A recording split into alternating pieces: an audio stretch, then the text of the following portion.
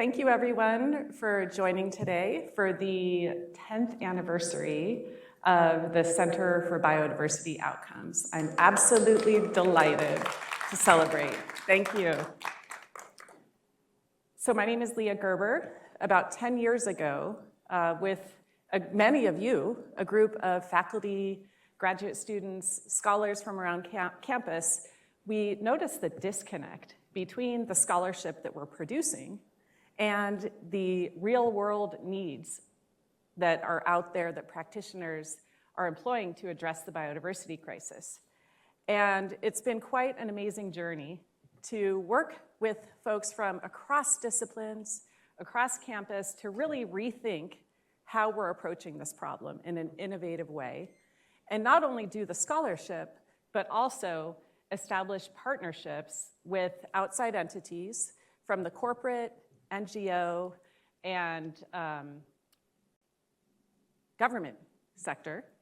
So across sectors, and work in a collaborative way to continually identify a problem, do research, collaborate to determine, is the research still relevant, to avoid the problem of going down a pathway where we're solving a problem that is no longer relevant.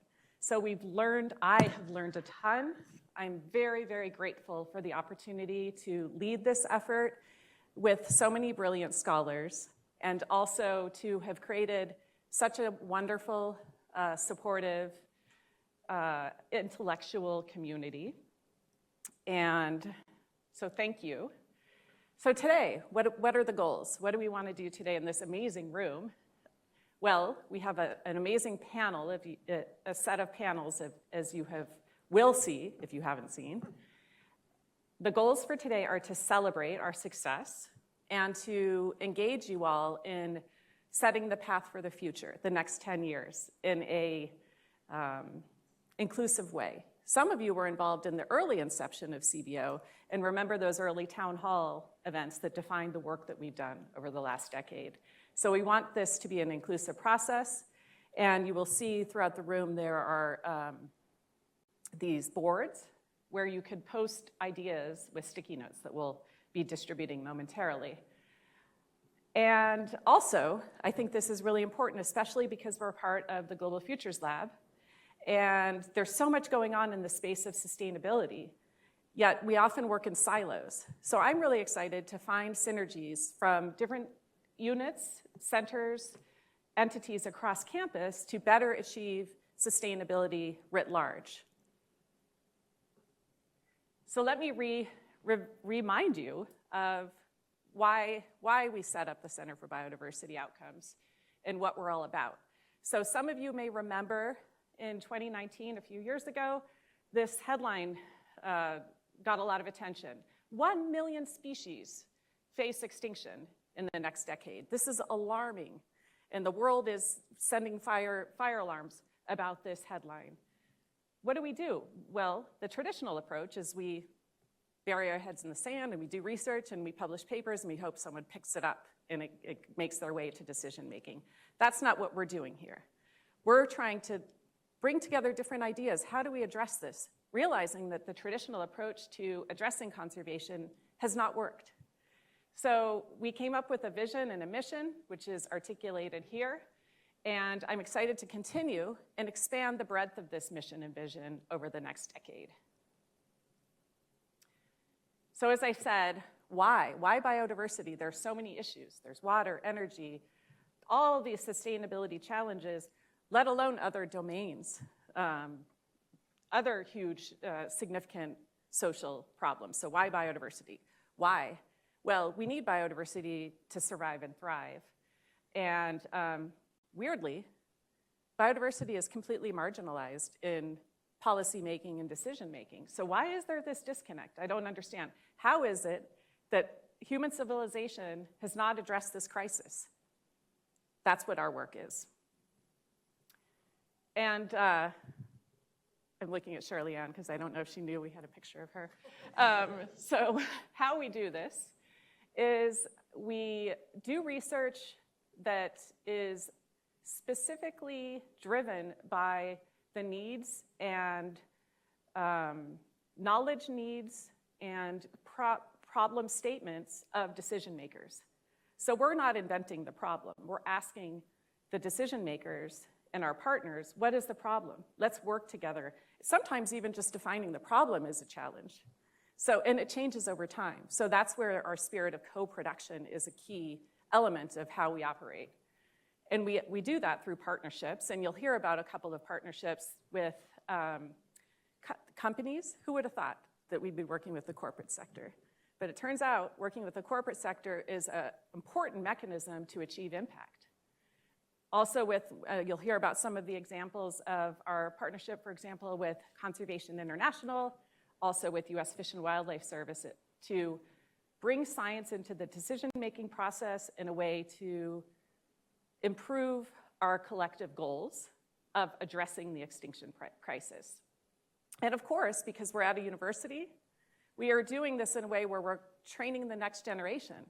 So you'll see today, we don't have a panel of grad students. Grad students are leading the research. They're on every panel. And I'm delighted, and I couldn't be more proud of the work that these grad students are doing. And they are the ones that are going to be leading the next decades in, quote, saving the planet. So today's discussion centers around our 3 strategic pillar areas. And many of you who have been associated with CBO have seen this figure and stared at it more than you want to, but I'll quickly walk you through it. So what we do is we aim to center biodiversity in the world's decision-making, and that is aligned specifically with this idea of how is it that we have this crisis, but there's a disconnect in the policy and decision-making space. Let's bridge that gap by taking this iterative process where we bring data to decisions in a co-production process that leads to outcomes. So because no one has ever done this, we are studying the process. Some of us in this room have a National Science Foundation grant to study how does this work. So we're pioneering this type of science as well, and that is this green circle. We're establishing a model for how we do this. How do we create this boundary organization that links science to decision-making and studies that process? So if we want to scale this effort and other entities around the world want to employ such a model, they can learn. And or build on our work. And then finally, as I mentioned, training the next generation. So by embedding students and postdocs and early career scientists in this work, we are empowering the next generation to lead in the future. So at this point, I'd like to share a celebratory video, and then I will be introducing the panels. So please join me in enjoying this celebratory video.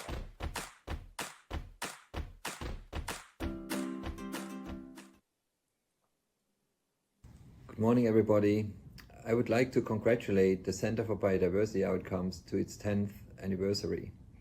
Over the past decade, CBO has reminded us of the importance of biodiversity and the services that we get from the biosystem, sometimes called ecosystem services. And as we are moving forward in the future, we know that all the systems and its biodiversity are under increasing stress from human activities. Some scientists actually say we might move towards the 6th mass extinction. And we have to keep in mind that the first 5 were caused by natural causes, but this one would be caused actually by human activities.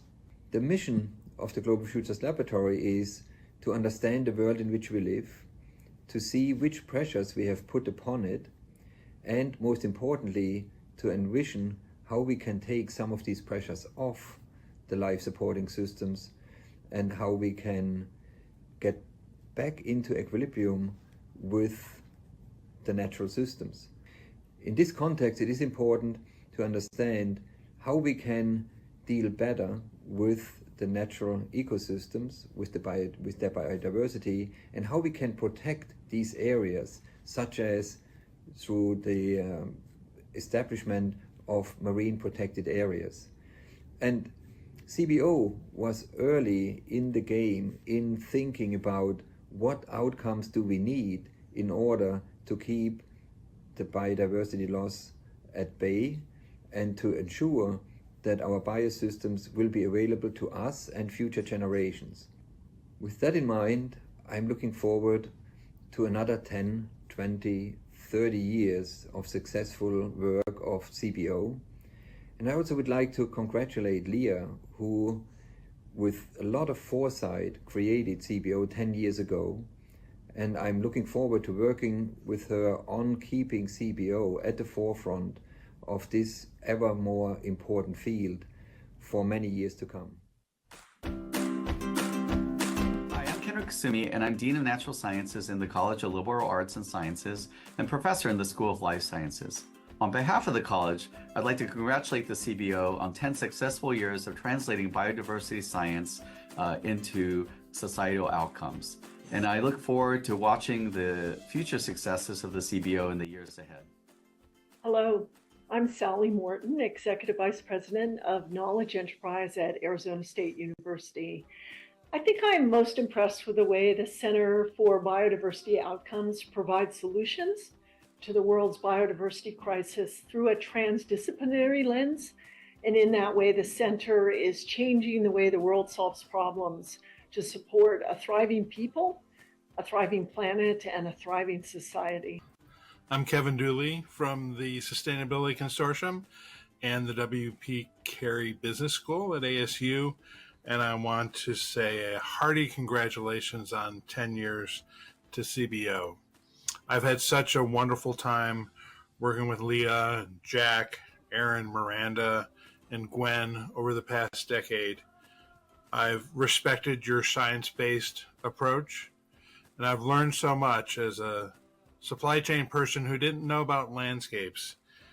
You have taught me so much about how to look at the landscape from an ecological systems perspective, and I appreciate that. And done so much to sensitize me to the challenges that we have in ocean sustainability. The Sustainability Consortium and I look forward to working for another decade together. Happy anniversary, ASU Center for Biodiversity Outcomes.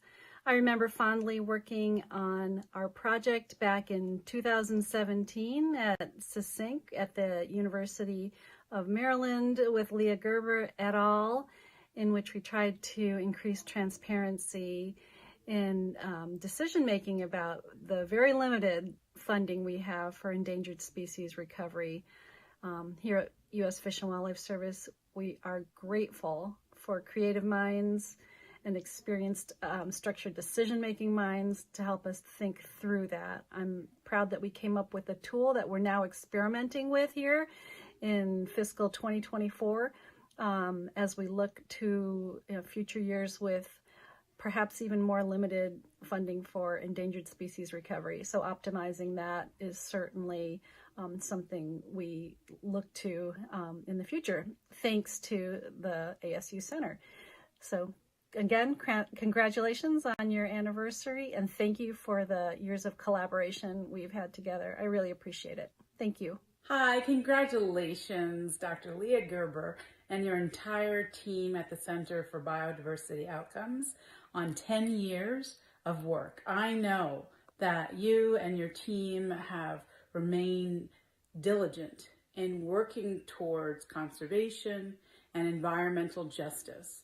I am excited about what's the next decade going to bring for you, especially since your center and mine collaborated on a one-of-a-kind program that was targeting how young people from underrepresented communities can not only understand conservation and environmental justice, but think about it differently as they lead the ideals and ideas for the next decade. So I wish you and your team the very best. And again, congratulations and kudos for those accomplishments and those yet to come. This is Daniela Rake from Conservation International. I'm very sorry I can't be there to celebrate with you, but I did want to take this opportunity to congratulate you on 10 wonderful years of the Center for Biodiversity Outcomes. I remember those early days of building the partnership between CI and CBO and ASU more broadly, and it really is thanks to CBO that we've been able to do so many incredible things, the professors of practice, and much, much more. And I look forward to many years of future collaboration. Congratulations! My name is Miro Honzak, and I am one of the 6 Conservation International Professors of Practice that were involved by the Center for Biodiversity Outcome to share their experience with ASU students. We co-developed and taught a course called Conservation Science in Practice and involved students in projects led by Conservation International around the world. I think this was a brilliant idea that benefited students who were able to get first-hand experience from the field. My involvement outlived the 2-year time allocated for this endeavor and continued to present day. I kept in touch with the connections I made during that time and continued research that we started. I'm proud to be one of the center affiliates and will always value the friendly collaborative space that it provides. I miss you all. Bye, and hopefully see you soon. Hi, my name is Amy Scoville-Weaver, and I was a project manager for the Center for Biodiversity Outcomes in 2016 to 2018. And my favorite CBO memory is the Conservation International Partnership. It was a wonderful partnership that CBO was able to bring on that helped spur new science, new research, but also brought 6 Conservation International scientists to ASU to directly teach students about conservation in practice. And we hosted a 2-year-long class and had each scientist come and speak for 2 weeks. And it was wonderful. It was allowed the students to be able to interact with these scientists, to pursue future professional development and internships with them and fellowships. And it wouldn't have been possible without CBO. So really happy that CBO invested in this partnership. And I was really honored and proud to be a part of it. Hi there, this is Greg Watson from Bayer Crop Science. I just wanted to say congratulations for the Center for Biodiversity Outcomes on the 10-year anniversary. And I'm very happy that we were able to collaborate on an Endangered Species Act project. Very important to have a strong academic voice engaged in the space. And it was great to work with Leah Gerber and others in the center on that project. Best of luck in the next 10 years. Hi there, it's Beth Polidoro. Sorry I couldn't be there with you in person today, but I did want to send a video about my time with CBO. And I would say one of my favorite things about CBO is that I think it gives all of us who either teach or work with or research anything to do with biodiversity conservation, it gives us a home at ASU where we can all come together and meet each other and work together and collaborate. And I really do appreciate that. Getting to work with CBO really transformed my graduate school experience. I was able to talk with practitioners from Conservation International and other institutions, learn more about their careers while getting to collaborate on impactful applied conservation research. It was definitely an amazing community to be a part of, and I'm so excited that I had that opportunity. Congratulations to the entire team at CBO for this incredibly impressive milestone.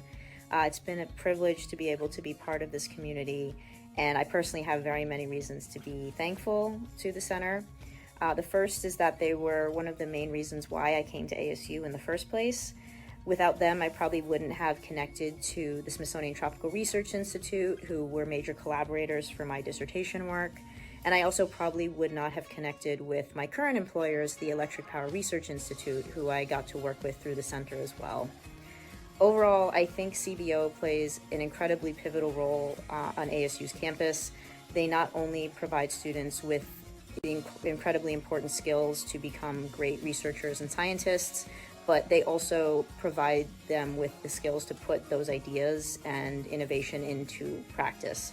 I think the ability to implement science in the real world is incredibly vital now more than ever, and I really hope that this is the first of many decadal celebrations for CBO to come.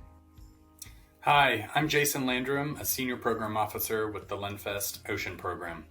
Over the years, CBO has helped build local capacity to inform conservation action with knowledge, derived from a variety of different local experts, leaders, and community members. It's a difficult task to build a shared understanding of what's happening in the world around us, what information we need to better understand what's going on, and how we work together to fill those knowledge gaps and make evidence-based decisions. Through our work with Leah and her team at CBO and the Galapagos, they've stressed an inclusive, participatory approach to co-designing and co-producing useful and usable knowledge from the beginning. Not only has this resulted in more informed decision-making in the region, it has also catalyzed more active participation and leadership by local experts and communities that are shaping that shared understanding of the world and how to apply knowledge to develop and execute solutions to current and future challenges. Happy 10-year celebration, CBO, and keep up the good work. CBO has made possible my postdoc in the US as a first experience in the country. I was surrounded by amazing humans with beautiful hearts and values. I'm grateful for this once-in-a-lifetime experience, and I wish you a very happy birthday, CBO! Congratulations, Center for Biodiversity Outcomes in your 10th anniversary. This is Percy Summers from CI Peru. It's been such a pleasure to be working alongside all of you for so long and in so many fronts. Definitely my favorite moment has been being able to spend time in campus, sharing with the students all of our research, being part of a group of CI scientists, leading the conservation science course. That was definitely a highlight. But we're doing so many other exciting things as well today, collaborating in so many research projects with the Amazon Business Alliance, of course. We hope to continue collaborating. We enjoy a lot being partners in these projects. And once again, congratulations and hope to see you all very soon.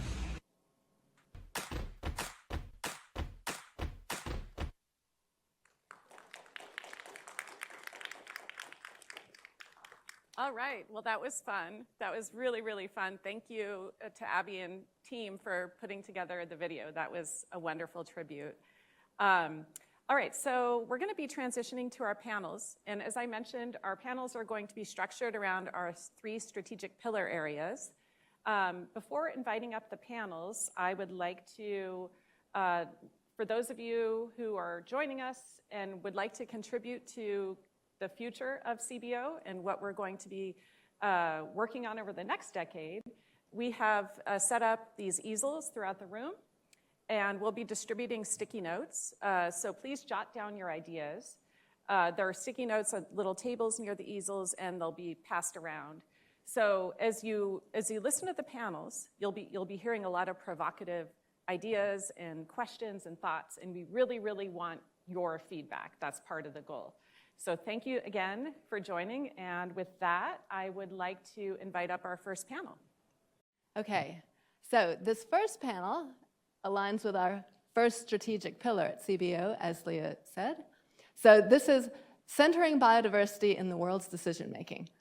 I'm Gwen Iacona. I'm the Assistant Director at Center for Biodiversity Outcomes, and these lovely panelists will all be talking about ideas around this general topic.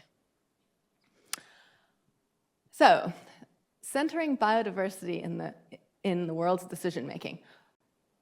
I wanted to stick up this picture here, and I'm a bit amused because the pictures at the top are my general pictures of biodiversity, and the pictures at the bottom are Leah's general pictures of biodiversity. And you'll notice they are completely different taxonomic groups, but that's okay, because when we talk about biodiversity, what we are talking about, as Peter Schlosser also said, is this sort of underlying web of life, the web of life that sort of enables life on this planet and everything that we care about and love.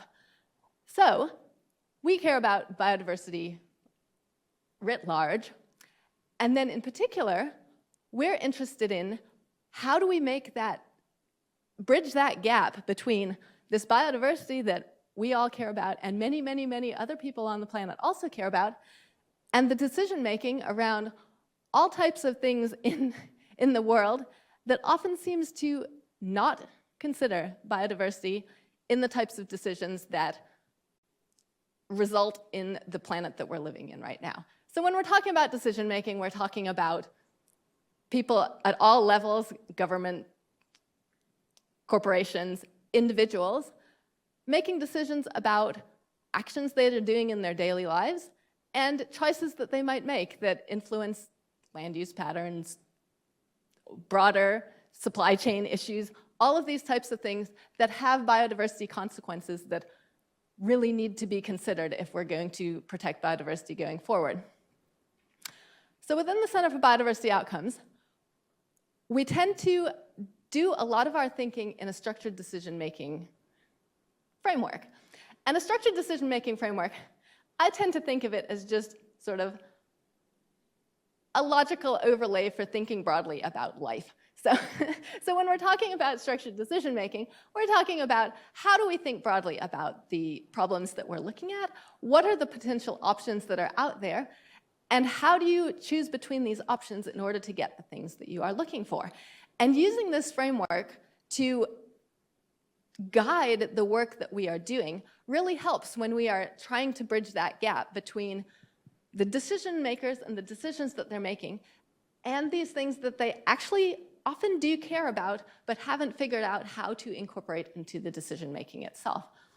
So our panel today is all talking about ideas around the science underlying decision making and also the action that results from decisions that people make and the biodiversity consequences of those actions. So our lovely panelists here, let's see, I think, yes. So Caitlin is going to be the first panelist in our Centering Biodiversity and Decision-Making discussion. Thank you. All right. Fantastic. Well, thank you for that, Gwen. I'm so excited to be here. Today, I'd like to share a little bit of research that I do around judgment and decision-making, specifically on these sorts of often controversial climate, conservation, and environmental issues, and specifically thinking about one pathway through which individuals become kind of more informed, can become more informed about these issues, specifically social media communications. Let's see if I can work this correctly. Fantastic. All right, so polling suggests that a large proportion of Americans get their news from social media. And as I'm sure many of you know, things like climate, conservation, environment are often topics of social media misinformation, right? Whether that takes the form of so-called fake news articles or simply catchy memes. And so the prevalence of misinformation on these topics can pose challenges for informed decision-making on biodiversity, climate, and environmental issues.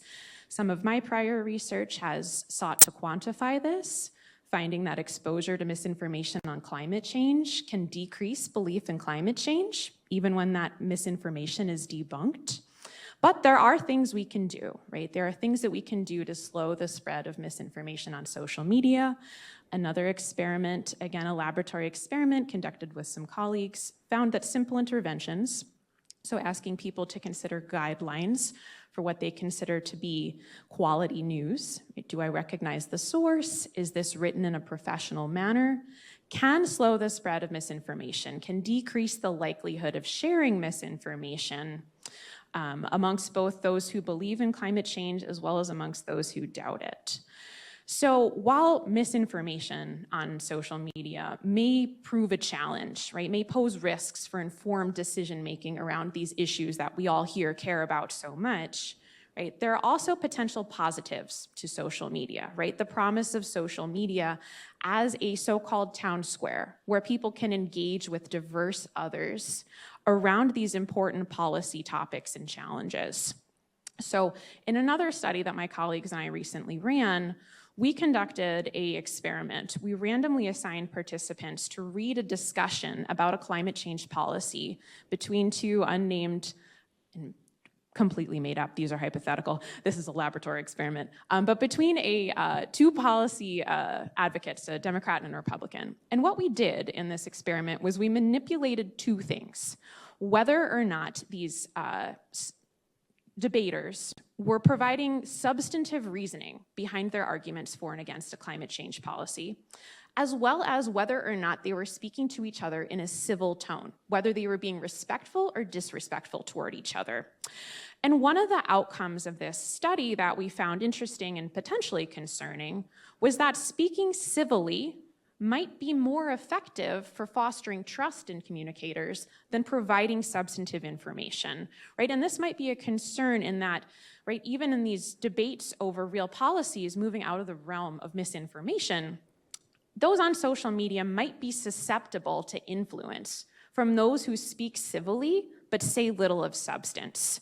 So collectively, this research, I think, suggests that there's great importance to continue to study the communications that people are engaging with on social media on these important issues, both to better understand the potential negative effects, as well as to ask, how can we harness social media to support effective communication and decision-making on these issues? And with that beep, I believe that my time is up. So thank you all. And I will pass it on to you. Olivia is next.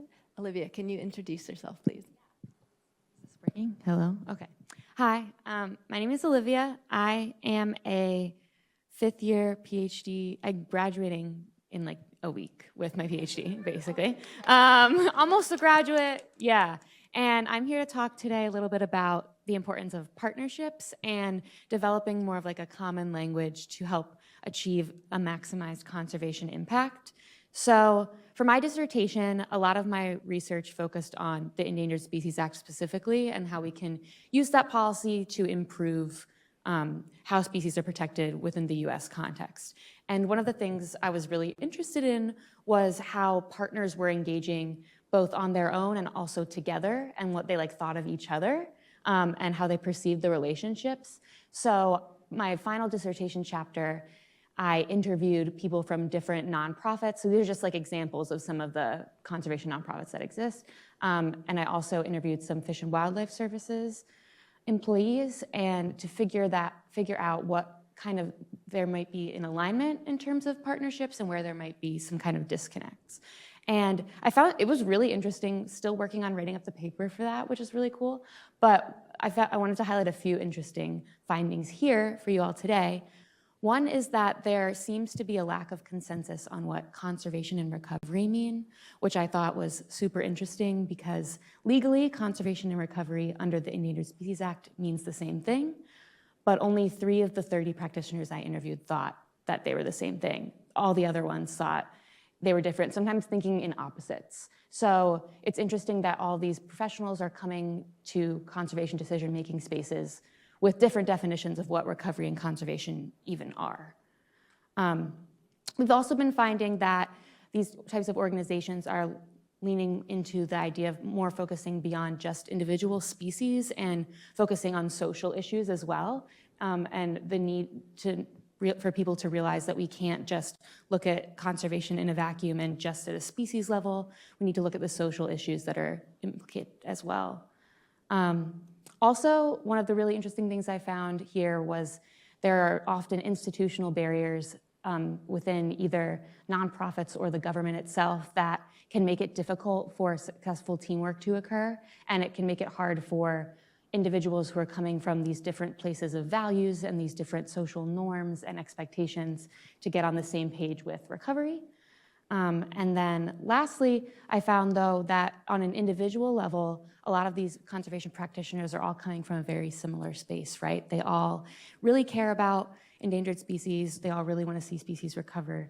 And so if we can leverage those personal values a little bit more, that can help us kind of maybe rework the system and rework our partnerships. So just a little preview of what that is. And I'll pass it on. Next one. Thank you very much, Olivia. Next is Shirley Ann. Please introduce yourself. Sure. Hi, everyone. I'm Shirley Ann Baravesh, and I'm an assistant professor at Thunderbird School of Global Management. So a little bit of a stretch from the panelists here. But I want to commend CBO before I start by saying, typically we don't hear biodiversity and business in the same sentence. And when we think about biodiversity, we stick to the science of it and the scientists. And so it's great that Leah and team have recognized that there's a lot more beyond just those who actually care and can study this. In fact, businesses are some of the biggest culprits, right, and drivers of biodiversity loss. So I just want to preface with that. In terms of research, so we started off in a pretty nascent state.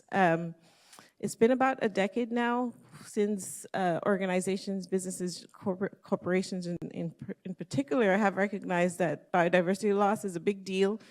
It means supply chain risks. It means that there are going to be issues in the future if they don't think about where their resources are being sourced from. So it's been a conversation for about 10 years now. So we thought, okay, it's been 10 years. Let's see what businesses are actually doing when it comes to biodiversity and considering ways in which they can mitigate that loss. And so we pulled out a couple of leaders in the sustainability space from the WBSCD, which is one of the rankings of sustainability corporations, and looked at their reports just to see, what are they doing with regards to biodiversity conservation preservation. Only about 40% of those organizations were actually doing something with regards to biodiversity. And then when you dug even deeper, it was all pretty surface level. So we also coded these activities by whether it was just a mention, right, a talk about something related to biodiversity or a resource or a natural resource, whether it was actually related to an activity that was taking place, and whether there were outcomes associated with those mentions of biodiversity. And only about 15% of that were actual outcomes. Another 15 were related to actions, and the majority of it was just talk. Now, this is not a new thing. I don't think it shocks any of us out here, because at the end of the day, reporting is really that. It is to signal to customers, to stakeholders that we're thinking about something, we're doing something. We might not actually be doing as much as we say we want to, but it's a way to signal to stakeholders. So we're now at a phase where we're looking further at this new set of organizations, which have very recently, just in the last year, actually pledged to biodiversity challenges. So with the TNFD, with the SBTN targets, these are companies that have stood up and said, we are going to do something about this. And they've just now released their first round of reports. So our next phase is, what are these guys actually doing? And looking at that against the frameworks that exist. There's a number of frameworks in the last few years that have opened up for organizations. So looking at those frameworks, looking at what those leaders, those first movers in the space are doing, and recognizing sort of what are the gaps and what are the challenges that we can enable or help organizations move forward in this space. And that's 9 seconds left. Ooh. Thank you very much, Shirley-Ann. Eric. Thank you very much. I'm going to take those 9 seconds to congratulate CBO on a decade of excellence, even though that's not even enough time to get started. My name is Eric Johnson. I'm a professor in the School for the Future of Innovation in Society and Complex Systems. I'd like to start with a basic question.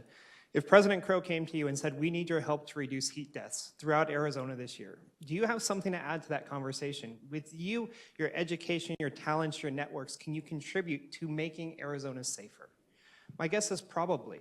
But do you know how if you're not asked? How are you improving the communities of which you're a part of? And that's the central theme line to a lot of the research that we do, whether it's the MacArthur Network, whether it's our work with the White House, or whether it's our work with patient communities. And so the logo up there on Opening Pathways was a collection of health communities that did DIY health. And so specifically, we worked with a group of people that had type 1 diabetes, and their motto is, we're not waiting for the healthcare industry to come along and address the challenges that we're facing on a daily basis.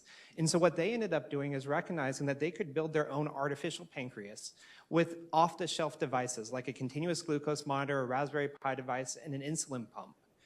and they came up with a pancreas that's better than your or my pancreas, but not just for themselves, but then they shared it with other families and other communities and said, this is how we can take ownership over our communities, over our lives. And now there's thousands and thousands of people that have this sort of artificial pancreas. I was gonna say next slide, and then I realized it's in my control. A similar theme is looking at this community, which is Boulder Ridge, Arizona. And they were very concerned with whether or not that mine on the left side of the picture was poisoning them. This is a senior community that sort of moved in with a promise that that mine would be shut down, but the mine was not shut down. And so working with Darlene Cavalier, a faculty member within the School of Future of Innovation and Society, we created a citizen science environment that allowed for them to test out on a continuous basis how much air pollution was in their air. And they were convinced before they worked with us that it was the explosions that were happening multiple times a day that were causing respiratory distress. But the data didn't support that. What the data did support is that the trucks that were going in and out on the unpaved road were kicking up tremendous amounts of dust and particulate matter that were coinciding with the incidences of them having respiratory distress. They then used this information to advocate for paving the road as well as accelerating the shutdown of the mine. But what you see as a theme between these two examples is if you are part of the process of discovering the knowledge, you're far more likely to act on it, which was a very different dynamic than had we as scientists came in and said, yes, you're being polluted by X. We created the conditions that allowed for them to discover for themselves. So as we think about sort of how this affects CBO, imagine President Crow comes to you and says, hey, the challenge that I have for you is how do we stop species eradication of 1 million species? What do you do? What can you propose? You probably have great ideas, but you also recognize this is an overwhelming task. And so the challenge really that I'm facing is not just how do I solve it, but how do I create the conditions that unleash a cognitive, democratic, and scientific surplus of people taking stewardship of their own communities, figuring out under what conditions there is a need, and then having a pathway in order to be able to act to take or create the future that they want to for their species, for their environment, and for their community. And that's what we're working on collectively here. The final thing I'll lead you with is all this research has led us to a big question that we ask everyone. If you could double the amount of knowledge or the amount of curiosity in society, which would you choose and which would you think is more valuable? 90% of people say curiosity. But most of our systems are designed to double the amount of knowledge or to build the amount of knowledge without thinking, well, then what? The amount of data that we have is exponentially increasing every couple of years. The amount of problems has not went down exponentially every couple of years. So maybe the bottleneck isn't that we don't have enough data, but we don't have enough curiosity or pathways to actually improve our communities. Dave? That one.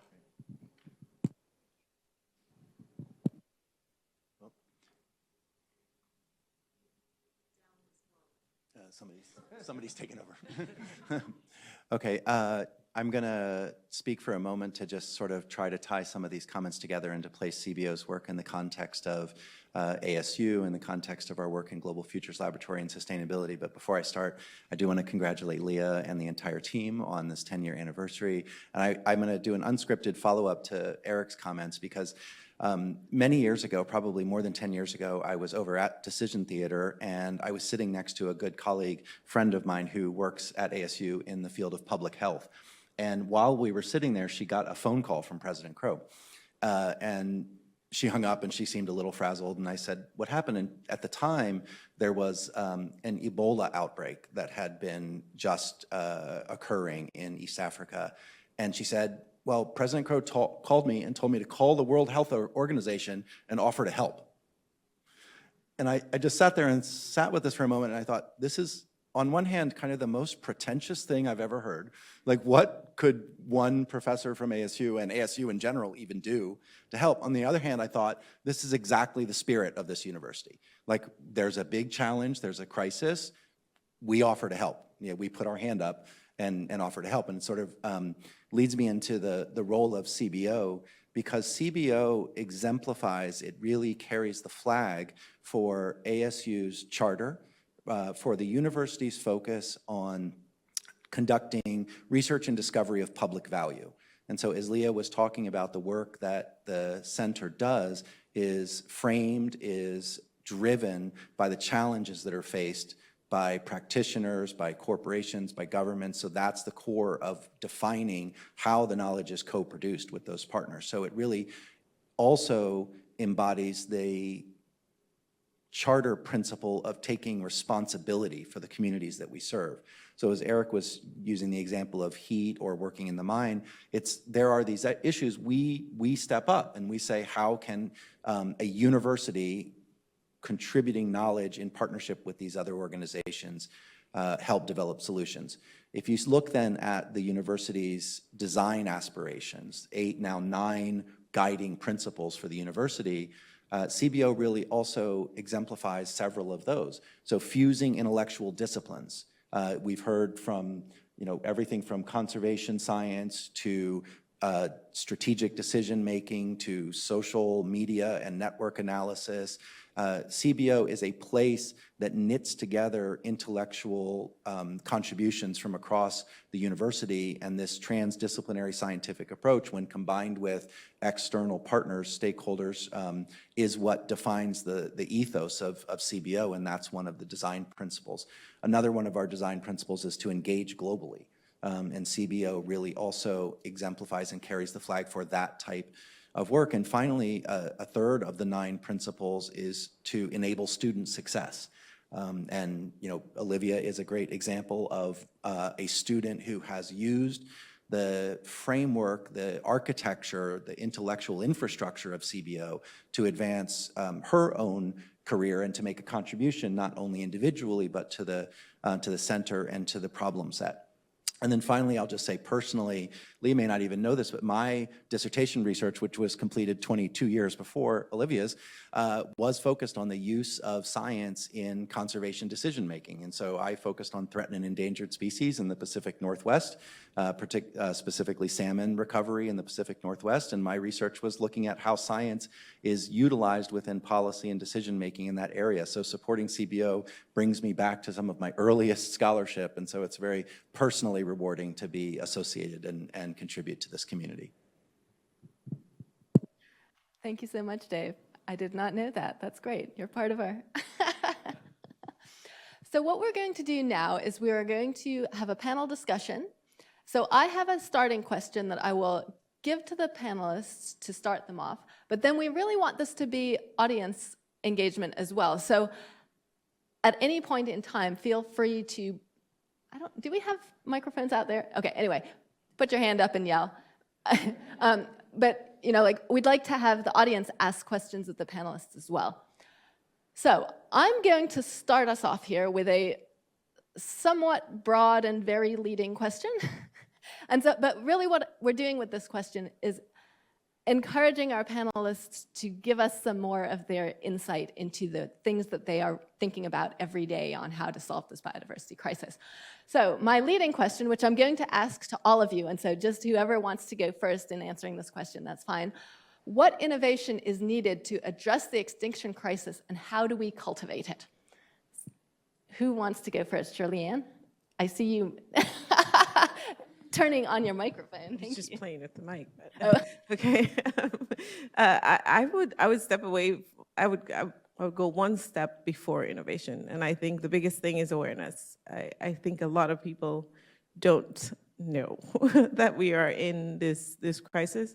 The greater public, I teach a group of business students, and everyone knows about climate change. Everyone understands it's the biggest threat that we've seen thus far, and we're all ready and willing to push towards it. Businesses, the exact same thing.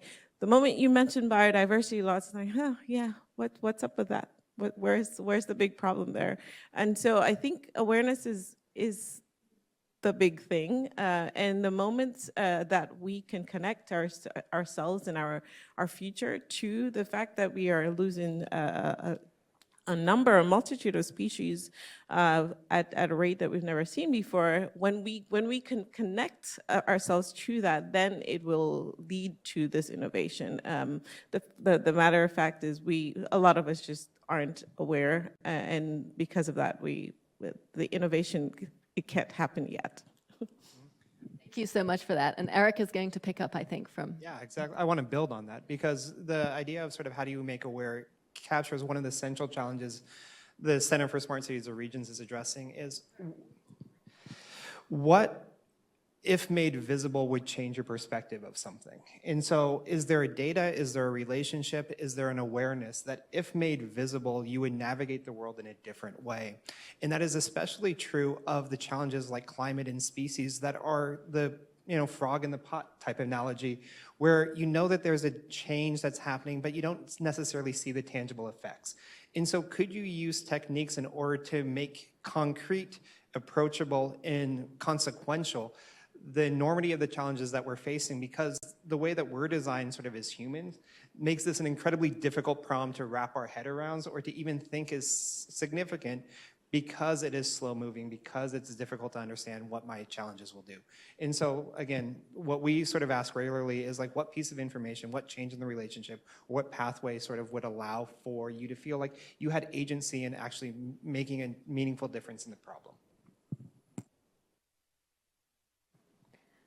Thank you. Anybody else? I'll pop on as well. Thank you. So to build on those points, I actually want to bring in, I think, one of your favorite topics, which is decision support. So the idea being that, okay, let's imagine that we've got people aware of this crisis. What can they do? And so thinking about using the tools of structured decision-making, decision support techniques to help people not only understand that there's a problem, but understand the different options that we face, right? Thinking this from a decision-making perspective of how can we use tools like decision support to help people identify, right? What options do I have?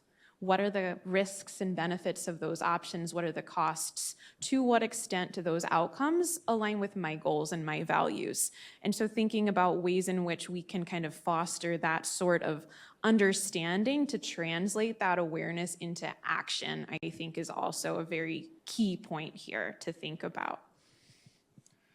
So Gwen, I'll follow on that, because who is then using those decision support tools and who's making the decisions and how are we doing it is another major need for innovation, because our policy and governance systems are not adequate to address the scale, scope, and speed of the challenges that we're facing in biodiversity crisis, climate crisis. These interconnected global challenges transcend geopolitical boundaries. And I know, Leah and others are heavily involved in the UN Convention on Biological Diversity and other things, which is the worst conceivable global governance process you could imagine, except for every other thing that we have, right? And so we need to innovate the responsiveness, scale, speed, and effectiveness of international and global governance processes to address biodiversity and the related crises. And otherwise, the best information, curiosity, decision support systems, if they don't have a mechanism by which to have that outcome, then they're not going to be effective. Thank you so much.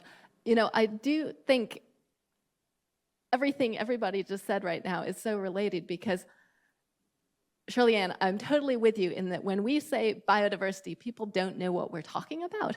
But I do also think what you were saying, Kaylin, is that people do care. They just don't know. They don't know the language that we're speaking, and they don't know what the sort of actions and opportunities and things like that are. And it's all this sort of policy really high up level that doesn't help translate it to the general public.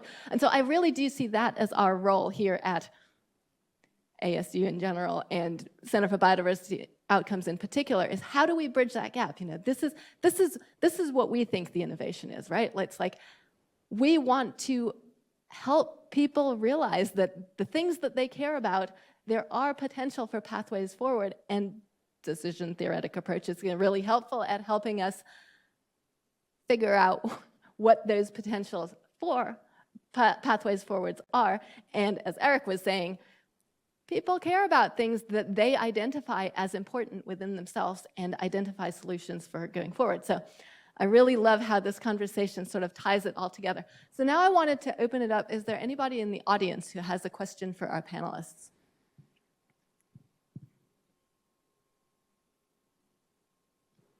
We are professors. We'll call on people.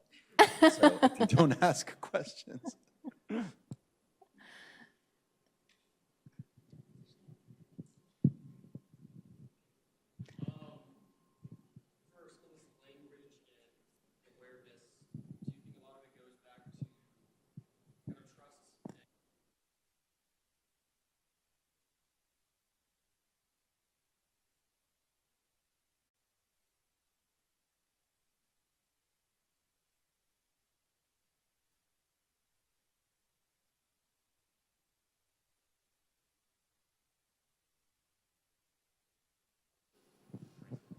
Yes, does somebody want to take a hack at that? Sounds like a Caitlin question to me. Just Yeah, thank you. I mean, I think that's a great question. There's a lot of work thinking about the ways in which trust in institutions shape decision-making, shape trust in the information coming from those institutions, and in turn shape action. So I think to summarize the consensus on that literature, yes, trust certainly matters.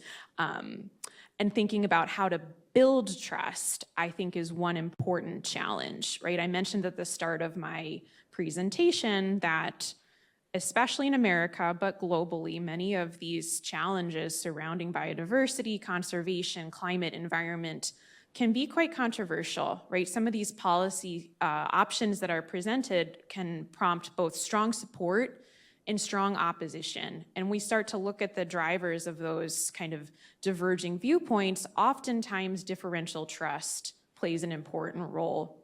And so thinking about how to, as scientists, right, build that warranted trust in science. And I say warranted there for a reason, right? How can we as scientists act in a way that is responsible and open and transparent, in a way that reveals kind of the power of the scientific approach to better understand these challenges and pose options? And I actually want to bring this back to Eric's point about the options in terms of thinking about how we can bring citizens into the scientific process. How can we scientists move beyond what we consider to be the questions and the solutions and really engage with communities and their knowledge and their understanding throughout the whole scientific process? How can we make communities partners in the scientific endeavor? And how can that in turn help build that trust in science that we know from survey research, for example, that has been in decline, more so amongst certain segments of the population than others, but that has been declined. So I think thinking about ways to build that trust, ways for scientists to demonstrate accountability and to think about how we can communicate and engage with communities in a way that really sincerely engages rather than talks to is going to be really important for this sort of innovation that Gwen's question points out in terms of being needed to address the extinction crisis. Yeah, go ahead, Olivia, because I think you asked these questions of people. Yeah, that's what I was going to say. Going along with that, I think when I was interviewing the different practitioners, I asked them all what are important values you consider in partnerships, and number one was communication, and then transparency and trust were really close behind. So going off of what Caitlin said, we need to just not only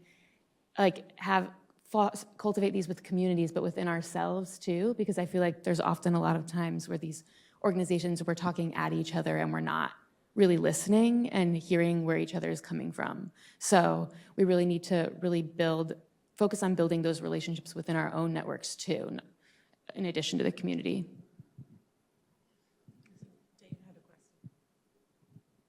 Yes, question.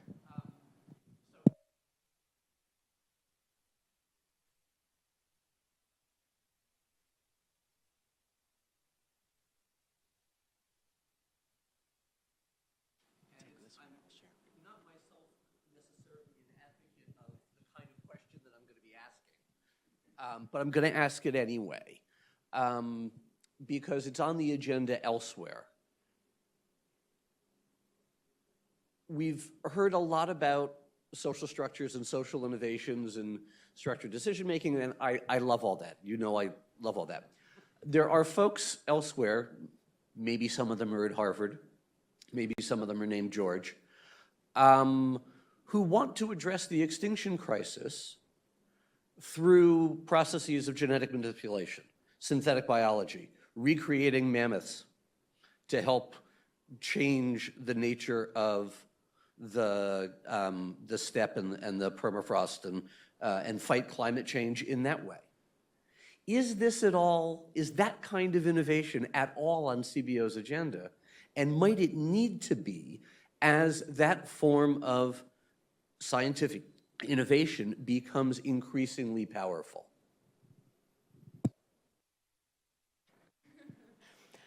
So I'll answer that question from CBO's perspective, but then I'm going to let other people comment on this because I think that is a great question. And when we're talking about innovation, can these sort of crazy technological advances be the solution? I think they can be part of a solution, but it is not the entire solution. And I know this because when we ask people about their objectives for conservation, they're widely varying, right? Like we have a lot of different objectives and we have a lot of different things that people care about. And if you specifically care about, rewilding permafrost, that could be a very, possible action that you could choose. But it is not an action that gets you benefits on a bunch of different other objectives. So, working in this way with collaborative decision making and trying to solve a problem that really is a social problem that has a whole bunch of different angles means there isn't one solution. There's a bunch of solutions, and working together, we want to try and figure out how do we pick the set of solutions that best fits our goals together as society.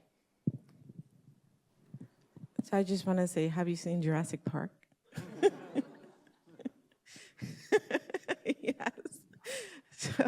So I'm going to speak from the technological point of view because at Thunderbird we talk a lot about technology. It's one of the big things that every student walks in the door talking about. And it's basically the question of, can technology save us? At the end of the day, technology will have a huge role to play, and no one's denying that. There's some really amazing things happening. Sounds crazy, but it's amazing at the end of the day if we think about it. And as Gwen said, it is part of the solution, and we just need to figure out what's the right way to utilize those technologies. So perhaps it's not bringing back the mammoths or the dinosaurs or whatever else it is, but there are elements in there where we can perhaps save certain genetic varieties of certain species that are essential to us as human beings. And so thinking about these, and yes, the idea on a whole just sounds crazy and scary, but really we need to think about what pieces of that technology can we utilize to actually bring about some sustainable future.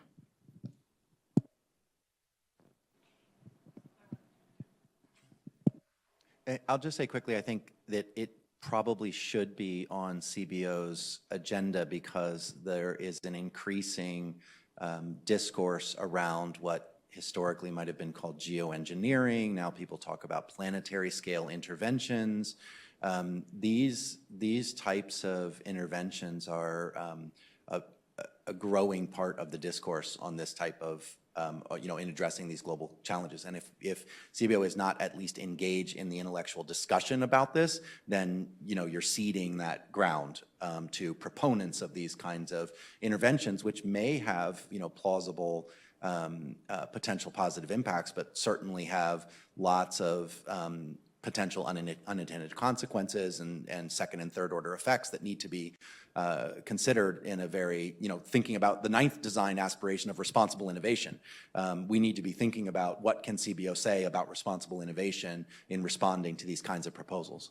Yes, and I think sort of using tools from decision theory actually are really helpful for thinking about when are situations like this cost-effective and useful. And in the name of full disclosure, several years ago, I did an analysis looking at what is the cost effectiveness of de-extinction, and it is not. It doesn't line up with things that we can do these days, but there might be times when it does. So I'm saying there are tools that can help you make these decisions, and determine when is it worthwhile to pursue and when is it not worthwhile to pursue.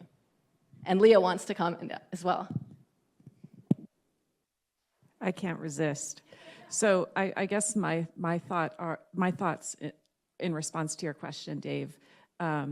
It's not something that we have fully plunged into, and I would say the traditional paradigm in conservation science is very much that the idea of de-extinction. Let's see how I could put this. It misses the point to some extent, because we're not just trying to save genes in museums, but species represent whole systems. And so by rewilding, that misses the problem.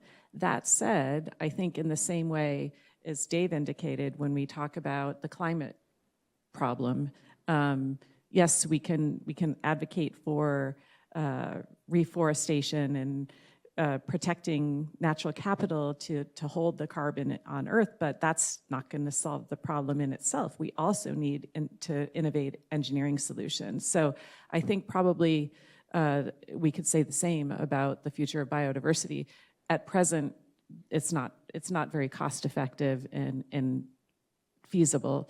I'm looking at Risa because this is her dissertation research, but I don't know. Do you want to add anything at all? Just because I'm being called out. No, I guess the only thing I want to add, I think everyone's comments have been really thoughtful. And I mean, the people, George Church has the money to do this, and they're gonna do what they're gonna do. So I feel like it's not worth trying to stop them necessarily. But I think, at least for me, where I want to intervene is the kind of messaging that this is a wholesale solution to an extinction crisis is the part that's most concerning to me. So, you know, hopefully they'll be cautious in doing what they do, and everyone else can be part of the conversation of regulating it. But I think especially from conservation practitioners, some of the most important work we can do is focusing on what other solutions are needed in addition, and not letting this come off as a wholesale fix.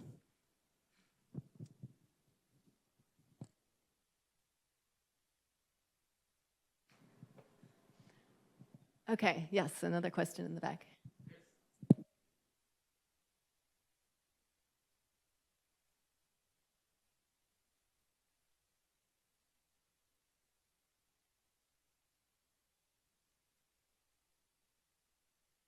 Brought up that would be interesting to unpack a little bit is the sort of technology and the double-edged sword of it.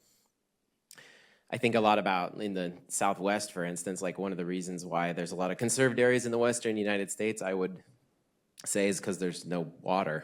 And so I think about things, you know, in some ways we're pushing forward these solutions for sustainability that need technology, like, you know, if we think about like, oh, if desalinization became like magically super energy efficient and economically viable, then we would have probably exacerbated biodiversity problems in the Western US. And so for me, I guess then I meditate about like, well, it very much is a question of values, and what do we value when those things become available and exploitable.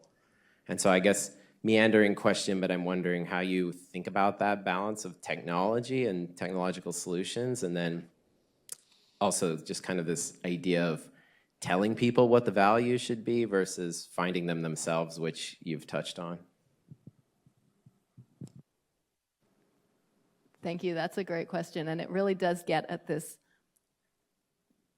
pillar of research that we're doing in CBO, which is we just want biodiversity to be part of the values that are being considered in these types of decisions, right? Because it's true, we don't want to tell people do this or else, but it's how do we bring biodiversity into these decisions so that they can be considered along with the other things that we have to weigh. We have to make trade-offs usually when we're dealing with crises or difficult ways forward. Does anybody else want to add on here? I'm still struggling with meditating on viciousness. I thought you were supposed to clear your mind of stuff. To me, it ties together a question that came a little bit earlier, which is about accountability and about rethinking about who is accountable for this challenge. And you have a collection of people that think that there are other groups or other people or other Harvard professors that are going to come along and solve this challenge. Versus, how do we change the conversation to recognize what is our role within the broader conversation, both as an individual and as a member of larger organizations that can do something about it? And then what's the responsible role that I can take? We, in Arizona, talk about the heat all the time because it's around us and it's constant and it's dominating within our mindset. But I rarely have had a conversation about the hummingbirds and whether or not the diversity of them or the birds that are in my neighborhood or the insects that are around are increasing or decreasing. How do we change the conversations that we have so that it becomes a consistent part of how we think about the health of the societies that we play in, so that we have shared accountabilities at multiple different scales, and that we're working not in terms of top-down or bottom-up, which are false dichotomies, but in the connective tissue between the two, so that the top-down is creating sort of the best science and sharing it, and the bottom-up is customizing it for local conditions, local values, and being able to reflect on what is the future that our region wants that's consistent with both our past, our priorities, and the type of people and communities that we want to build as we move forward.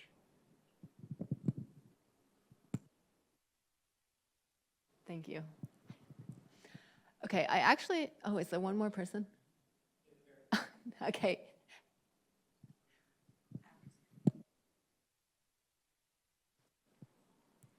Thanks to the panel. I'm just wondering, in terms of the biodiversity crisis, what are your thoughts of competing pressures on biodiversity? For instance, we have population is growing, so there'll be more demand for urbanization or even like food production, which also puts a lot of pressure on biodiversity. And this is just bound to continue in the future as population growth. I'll just make one quick comment. I think that question that you're raising brings up the issue, related to both accountability and equity and justice, and particularly distributive justice, and the idea of, what actions among what actors, especially state actors, have been most responsible for leading us to the biodiversity crisis, and how, through whatever mechanisms are possible, including, financing, payments, loans, et cetera, that we have to enable success, prosperity, and support for those countries that especially have been least responsible for leading us into the biodiversity crisis. And that's going to be a big part, whether it's climate or biodiversity, that's a big part of the next generation of solutions in this space. I'm actually going to stop us now. This is the end of the time we have for this panel. So can everybody help me thanking this panelist?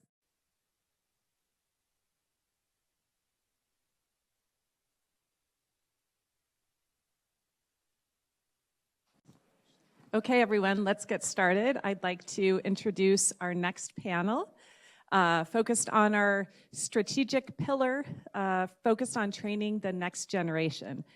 Jana Goebel, our program lead, will facilitate the discussion. Thank you, Leah. I'm really excited to be here today. My name is Jana Goebel. I'm Assistant Professor of Sustainability Education in the School of Sustainability and College of Global Futures. And I'm also really honored to be the Center for Biodiversity Outcomes Program Lead for Education. So I'm happy to moderate this panel today. And in this panel, we're going to discuss training the next generation of biodiversity leaders.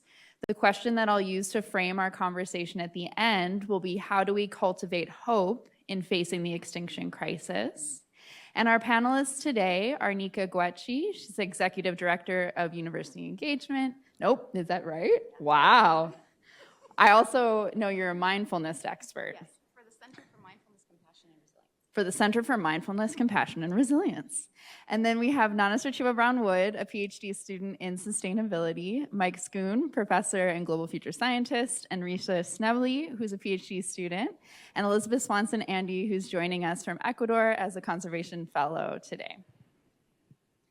So I will briefly discuss some of our efforts in the Center for Biodiversity Outcomes in terms of education. And with that, thanks so much. So one of the things I want to keep in mind in our framing is why we do this. In the last panel, we talked about technological fixes and what we can be doing. But what I want to keep in mind during the education panel is one of our main jobs is to stop our bad behavior that's causing all these things in the first place. And education is a great place to do that. So our why in education efforts in the Center for Biodiversity Outcomes is to increase access and support for marginalized and minoritized individuals in STEM especially. So we want to see a world in which conservation isn't just for those who can afford to take the risk of working in conservation. This is the work of everyone, and we really want to acknowledge everyone that's doing this work and support them. With that, we hope to encourage safer, more just, more equitable futures through conservation and sustainability education. So our vision is to, we envision a model of conservation education that supports the passions and limitless futures of a broader and more diverse group of individuals. And I put this picture of me in a pink shirt and sunglasses as a child to tell you that we take inspiration from our own stories and our own lives, and what you're going to hear from these panelists today is why this matters to them. And they're bringing very personal and tangible stories for us to listen to. And while you're listening, I'd like you to think, what gives you hope, or what is your purpose, or what is your why? So what's your inspiration, but also how are you the inspiration for this work too? How do you cultivate hope because and despite the intersecting injustices we face together? So with that, I'm going to start passing it to the other panelists. Thank you. Sure. Hello. Hi, everyone. I'm Nika Guecci, and I'm the Executive Director for the Center for Mindfulness, Compassion, and Resilience under the Edson College of Nursing and Health Innovation. And together with the Center for Biodiversity Outcomes, we wrote a paper that was published last year that I'll talk about today, and that is about how we can use mindfulness to address the biodiversity crisis. And so mindfulness here is defined as an intentional moment-to-moment awareness of the present moment. It's a way to be here intentionally now and understand ourselves, understand others, and understand the contents of our experience so that we can have a broader perspective of what is truly going on.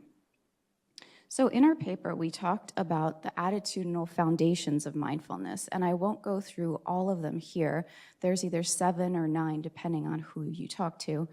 But the foundations are really the underpinnings of how we practice. And so, for example, some of them are patience, acceptance, letting go, and how building upon these foundations can support a mental framework that can help with life's adversities. Acceptance can be a launching point, an intentional space from which to activate solutions to problems. So acceptance in this sense is not just a resignation to fate. It is not a rolling over and just allowing life to happen and to have problems be as they are, right?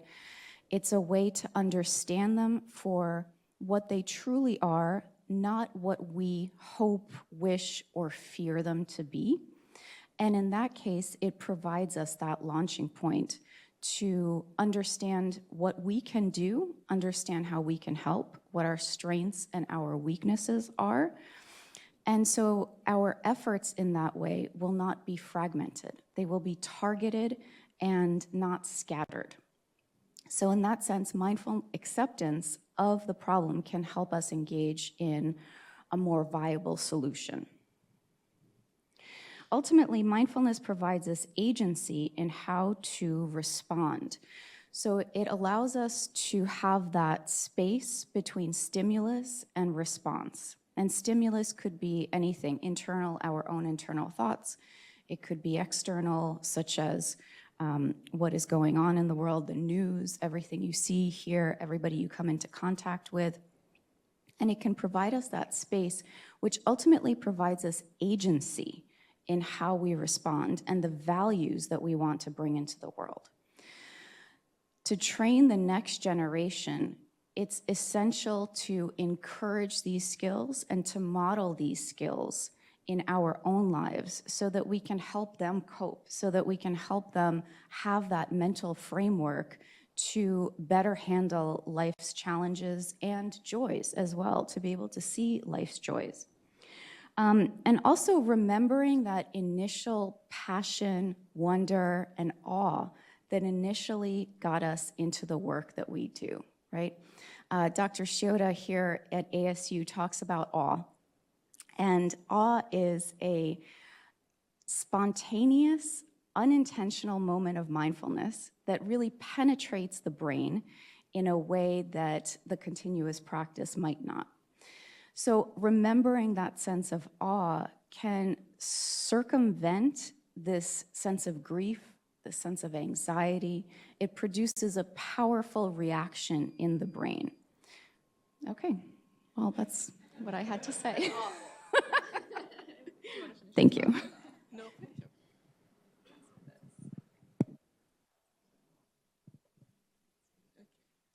Yeah, just listening to you, I was already feeling like I was in a mindfulness section. So my contributions with the Center for Biodiversity Outcome has primarily been in the focus of the Girls Conserve program. And while the Center for Biodiversity has been involved in training the next generation for the past 10 years, this program has taken an intentional approach in stepping out of just the ASU environment and also connecting with the younger generations out of ASU. One thing the program does, though, is very new. It's a pilot program that we started off a year ago. It's also targeting girls in underserved communities, and although it welcomes boys, we had boys also joining in, but the target was with girls. It's created in a way that enables faculty, students, and staff to mentor and coordinate each other, and I was really inspired by the way this program sought to train us, not just to leave it at the graduate level or within the ASU community, but also show us how to also mentor and be there for the younger generations out of ASU community.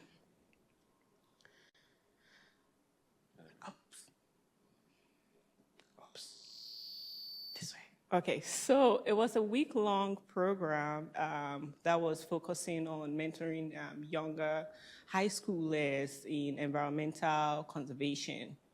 And it was really impactful. We do not have the numbers here, but we had about 27 high schoolers partaking in this program and coming out saying that they would highly recommend this program for others to take part. And it reminds me of the phrase, catch them young and you have them forever. Because if we are able to get these high schoolers now, by the time they are making decisions into colleges, we can have some form of like assurance or a higher degree of potential that will be going into sustainability and conservation pathways and be more centered and focused on trying to figure out solutions that enhance our current environmental crisis. We also saw that students from ASU did not just benefit. We had undergraduate students having theses out of it. I, as a graduate student myself, being involved in evaluating the program, so enhancing my own evaluation skills, and also building that relationship with faculty and also staff. You are learning from both sides, how they are thinking from the administrative point of view and also from the academic point of view. And yeah, as I mentioned earlier, the results was very outstanding.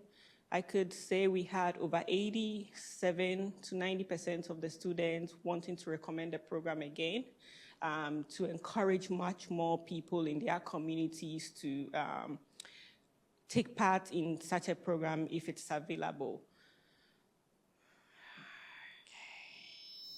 Yeah, our future plans say we do not want it to be just a one-time program, so we are trying to expand our partnership with others. We are seeking more funds and also trying to find ways of following up with people who participate in this program all year long. Yeah.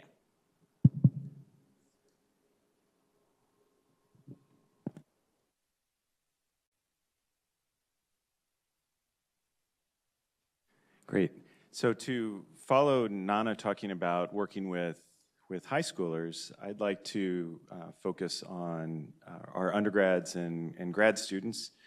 Like many faculty here, I suspect that, like myself, one of the main drivers for me going back to higher education, I'd worked for some time and was increasingly concerned with a variety of environmental issues, including and especially biodiversity loss.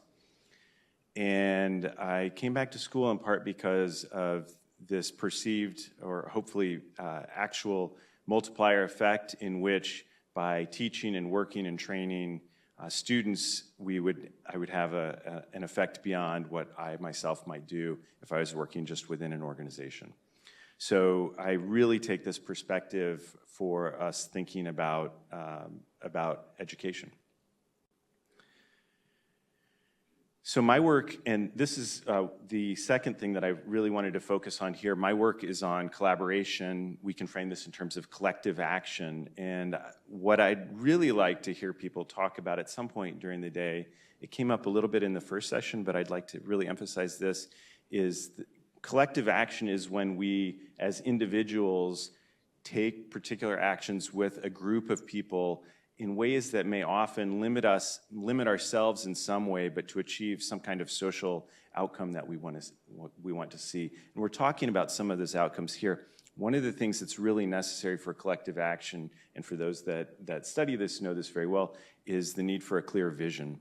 And so one of the challenges in this is problems with CBD and other efforts to do something with biodiversity is, what is it that we want to see? And so the problem can seem insurmountable unless we break it down into pieces that I think we can envision and think about the changes and how do we make those steps between the world as it is now and where we want it to get. So the work and the training that my students are doing, the research that we're engaging on together is very much in line with CBO in terms of it being place-based, practitioner-focused. This is work that is co-designed, co-produced, and so on. So the lab group that I run, we focus on a handful of projects, and I just want to focus on a couple of these. We have a number of case studies about environmental collaborations, many of which are going on within the Desert Southwest. We use a particular framework, a context mechanism outcome framework. I won't go into the details on this, but we're using this so we have mechanisms for studying individual cases, what's going on in a particular place at a particular time with a particular group of people, but also ways of aggregating these individual case studies up into broader studies. The other project that's going on now is something that I am far from an expert on, but is very much student-driven and motivated, that a number of the participants in the lab were focused on biocultural conservation, and so we're now exploring this and working on some papers together on that. The final thing that I want to focus on is work that we're doing that goes outside of traditional coursework and classrooms and so on. I've been fortunate enough to facilitate and convene some working groups and collaborative efforts around the state, in particular on wild horse management. This was really fun. It was under the auspices of the U.S. Forest Service and a variety of stakeholder groups. In addition to that, I've become increasingly involved with a group called the Southwest Cousins, the Southwest Collaborative Support Network. And this is a group of collaboratives that are all working together to try to peer learn. And so we're trying to think about how we can, as a research group, help inform them and teach them and learn from what they're doing. And with that, I'll leave it there. All right. Hello, everyone. My name is Risa Arias-Schnebly. I'm going to talk with you a little bit about my experience pursuing the Environment and Conservation Leadership certificate, which is a grad certificate that Leah Gerber created to train students in the environmental sciences to communicate with policymakers, the media, and the public. And I'm specifically going to talk about my ability to take science communication classes through this certificate, which I think is incredibly valuable because STEM programs, both at undergraduate and graduate levels, don't really emphasize the importance of communication for scientists at large. which is a huge shame because a lot of scientists are not very good communicators, which people training in science don't often realize how integral communication skills are to what we do, whether it's grant writing or collaborating, but also communicating with the public and communicating with policymakers who need our science to be able to make decisions. And also, being able to talk about our science in an accessible way can help make it more inclusive and demystify the process of what doing science actually looks like. And science communication doesn't just involve talking about it in a way that makes sense to anyone, but also can entail talking about your science in a way that is deeply meaningful. And I think that's something that resonates with a lot of people who are working in conservation, because this is a field where you have to really deeply care about what you're doing to be putting so much work into it. And I think a lot more people can become invested in conservation efforts and preventing biodiversity loss if they know how to actually take the time to communicate it in a way that is personal and relevant and feels emotional a lot of the time. Yeah, and that can just help people connect.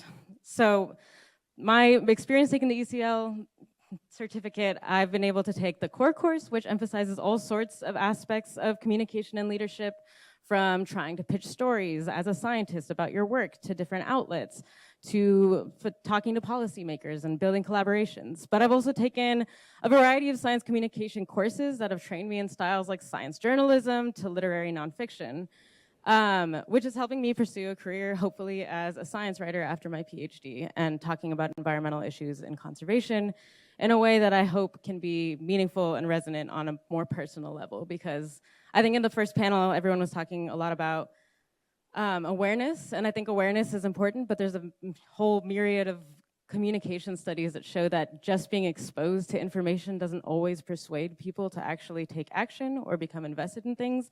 It also matters how you communicate that information, right? So yeah, I am grateful that there is, because there's also no science communication program even in the journalism school here at ASU. So I'm grateful that the environmental and conservation leadership program is there to be able to start filling that need for scientists to be able to gain these kinds of skills, which I hope we see more of.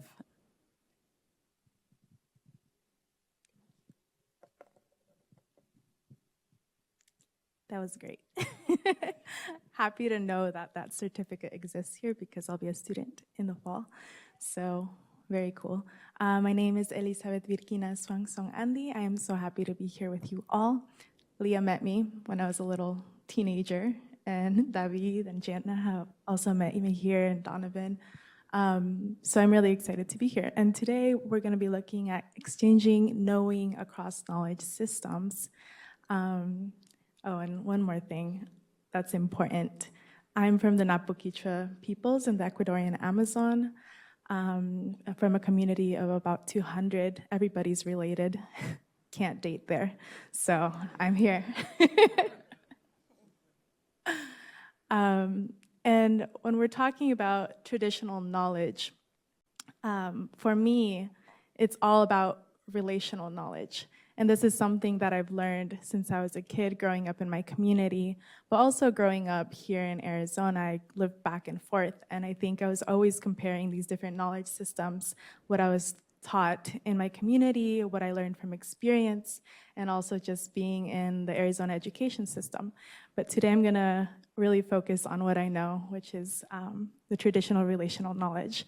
And for us, that's really important to focus on these kind of 4 different categories or variables that you see. And this is a whole ecosystem. This is how I see it, a whole ecosystem with very delicate variables. And really to protect our land, our home, our people, our community, each of these variables are really key. And so the first one, parihulyangana in our language, daily practical work, which in my mom's generation was very different. That was going out to the gardens, that was like hunting and gathering, whole different lifestyle that changed very quickly when I came into the world.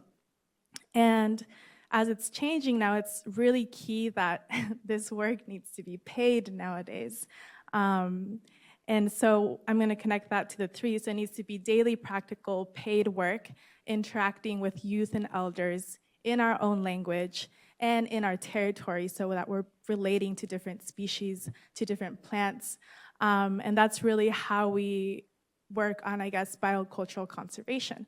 And so next I'm going to show you little pictures of my childhood and kind of what this life was. So on the left, you see that's my grandfather, Bartolo, and his name was actually Coto, which is howler monkey. And then he was a great fisher, and that was actually when I was a kid, and that was the last time we ever communally fished. So in my whole life, I was probably about 10, and so much changed when I was about 10. And then that's me with my mom. That's another fish that we haven't really ate since I was a little girl, because a lot of fish we don't really see in our rivers anymore.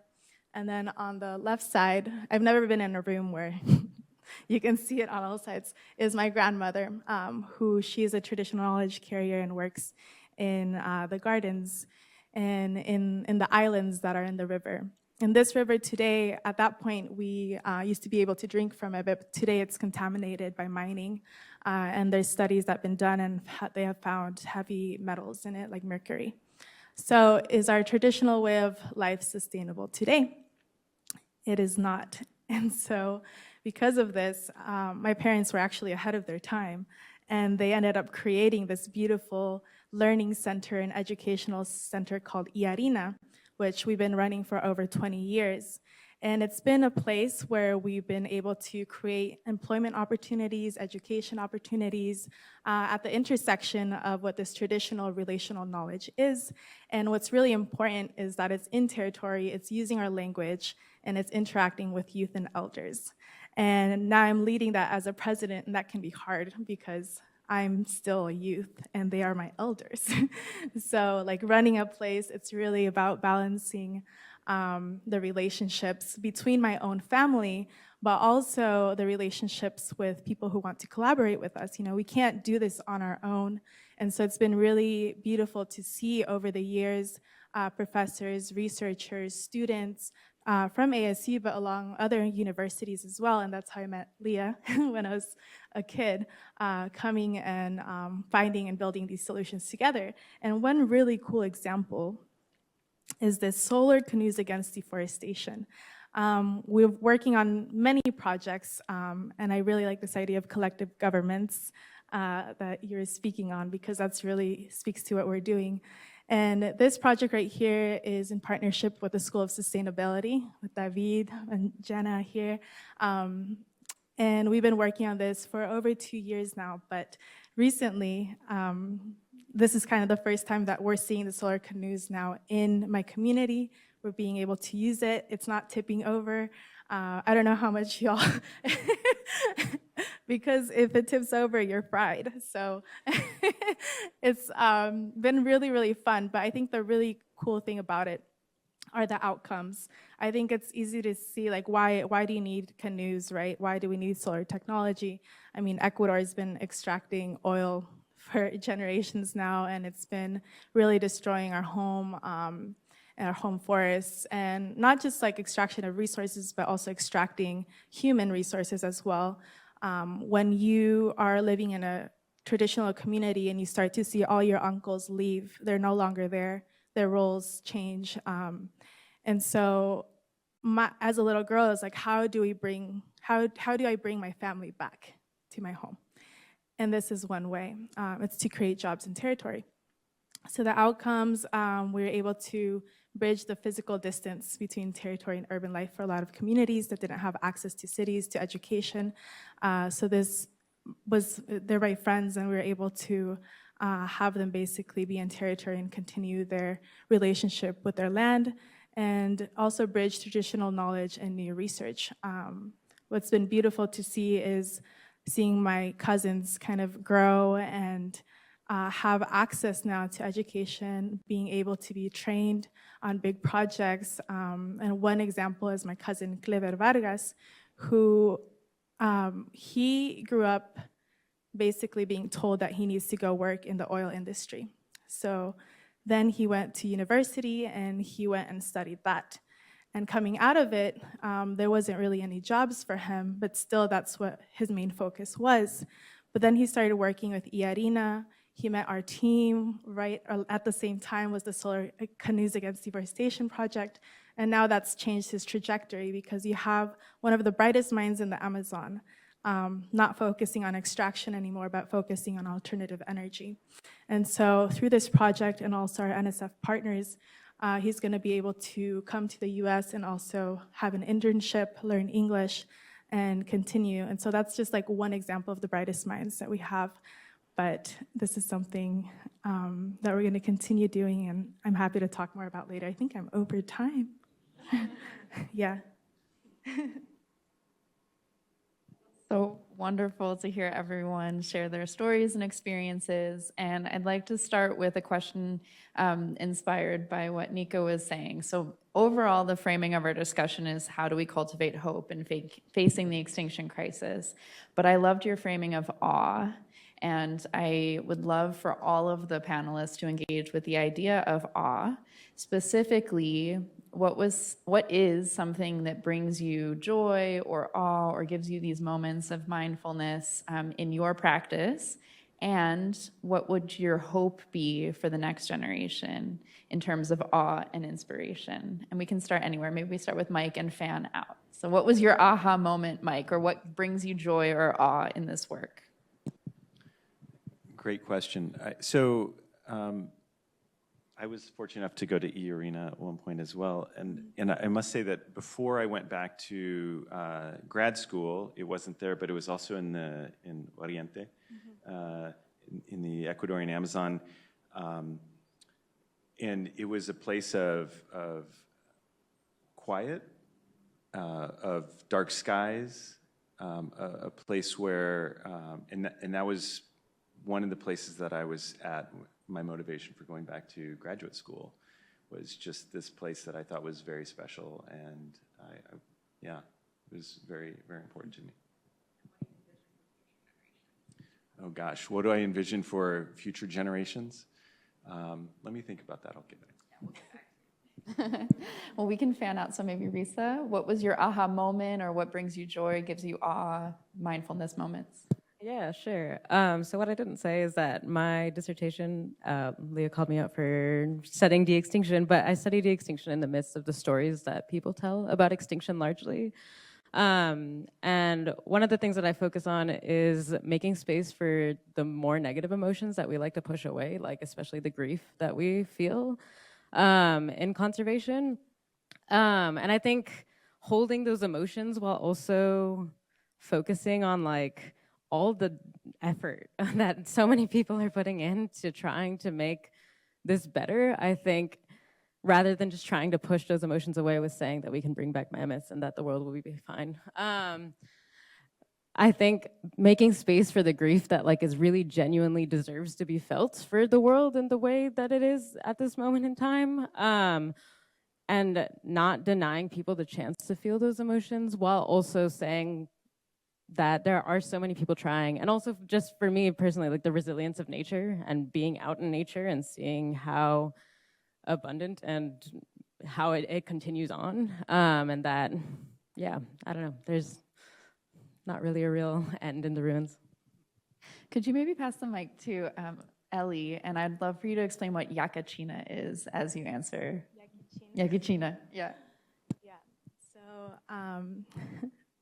my dad is better at explaining this word. He does linguistic work, but I grew up being one, it's in my language, so. Yakichina is this, so first of all, there is no word for love in my language, and there is no word for nature, which is interesting, as it's something that really drives us to protect our land and our community. But there's this other word called Yakichina, and Yakichina kind of involves all of this.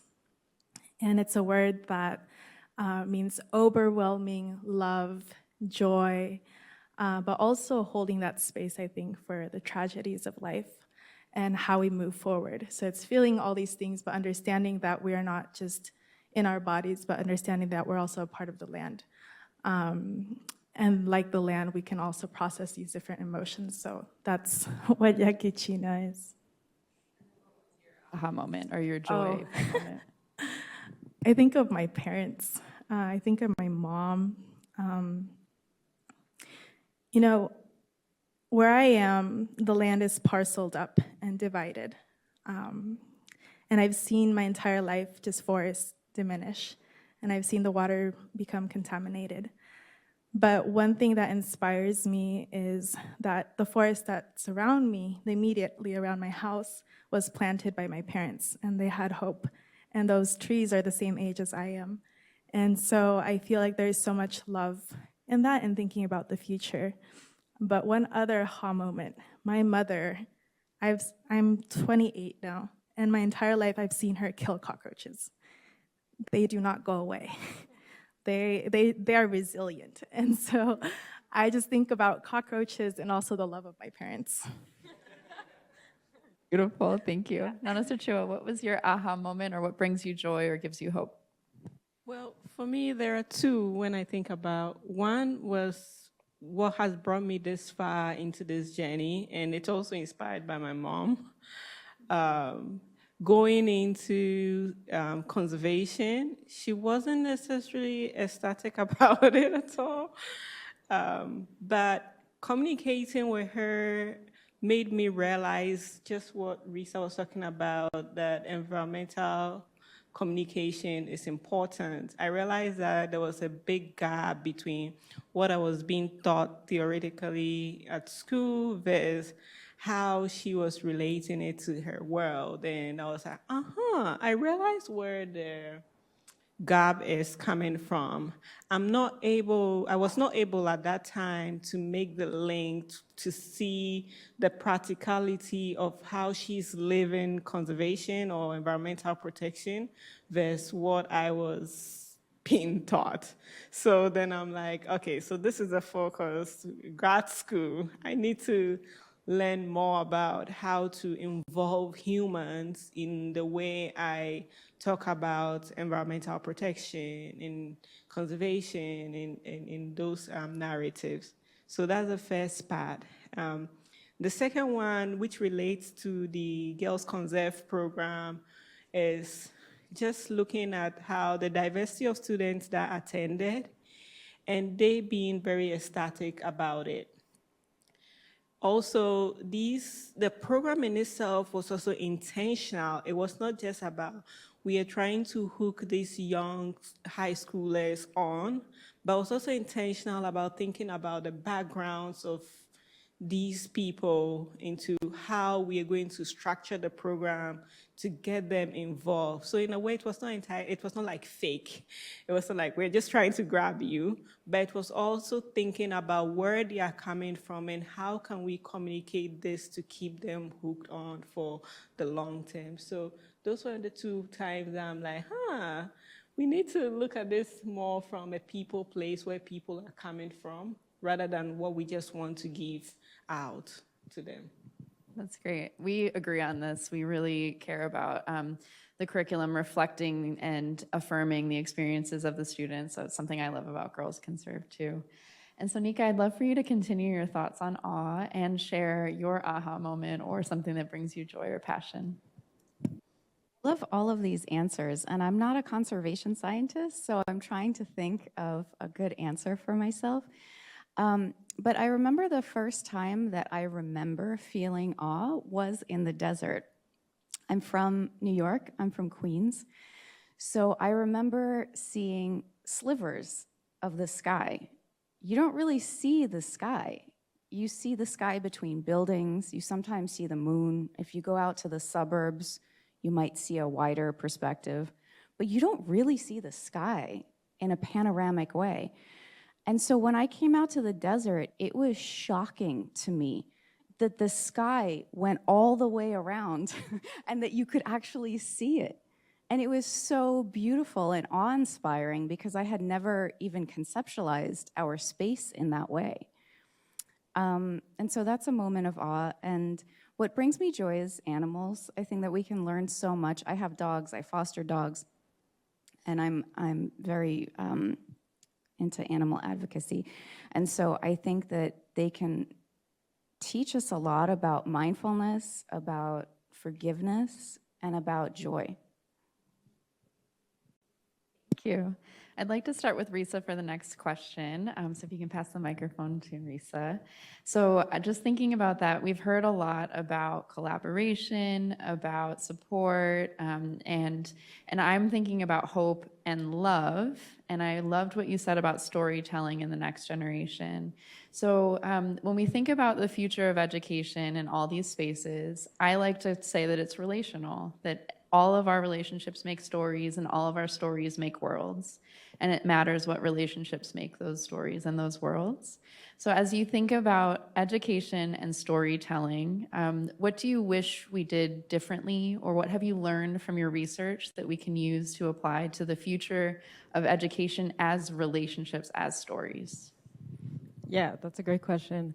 I think, first of all, what I wish that we did differently is that, again, that STEM spaces made encourage training in storytelling, not just because I think science communication, for one thing, is a field that we don't have training in general, but even science communication, it's so focused on removing jargon and just communicating the science objectively and accessibly, but still very much kind of devoid of emotion. So I think in addition to just being able to communicate our science well in a way that anyone can understand, it's important to make space for being able to tell the stories that do center on relationships, and not just with other people, but with nature and ecosystems and our land and our homes. Yeah, and so I wish that there was, and also for, especially in the fields of environmentalism and conservation, people are coming into this because they care. And so I think making spaces for conservationists to tell their own stories too is a really great way to empower and build relationships between the people in these spaces.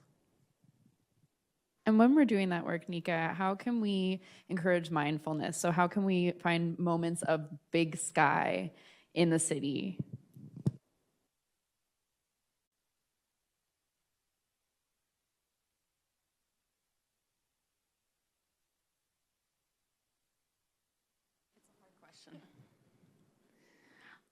I think that the more that we cultivate mindfulness in everyday moments, the more we can see it in the larger moments. So it's not just a matter of noticing the big joys or the larger events, but it's really noticing the smaller things that happen every day that we might miss when we're running on automatic, when we're running on autopilot, when we're so stuck in our habits that we can't see beyond them.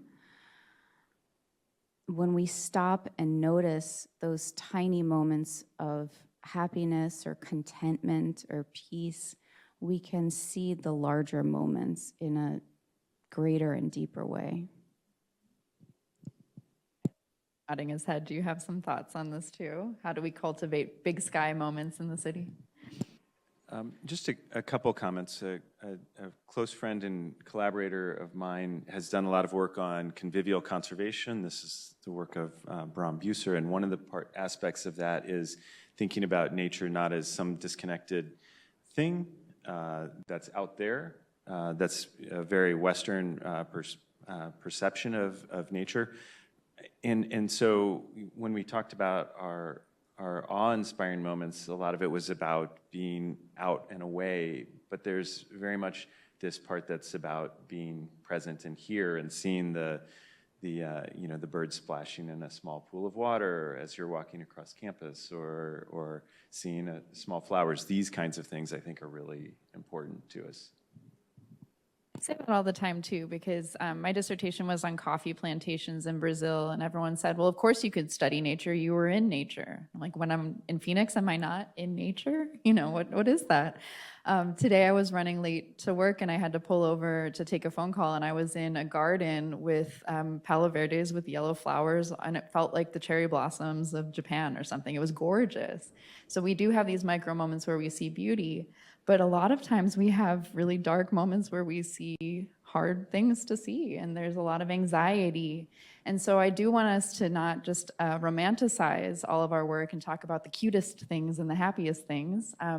So let's get to the actual question of how do we cultivate hope when we're facing adversity and injustice, and how do we find love and show love in spite of everything that's going on, maybe because of everything that's going on? That's a really tough question, so whoever wants to take it first.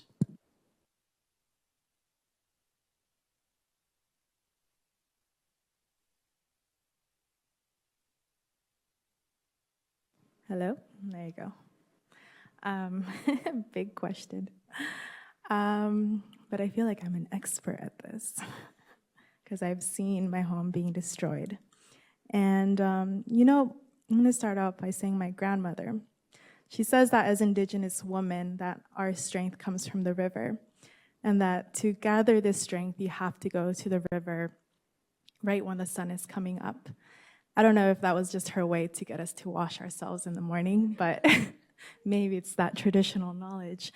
But I think it's a little bit of both. It's that love, certainly, that she had and something that was taught to her by women in, that came generations before us.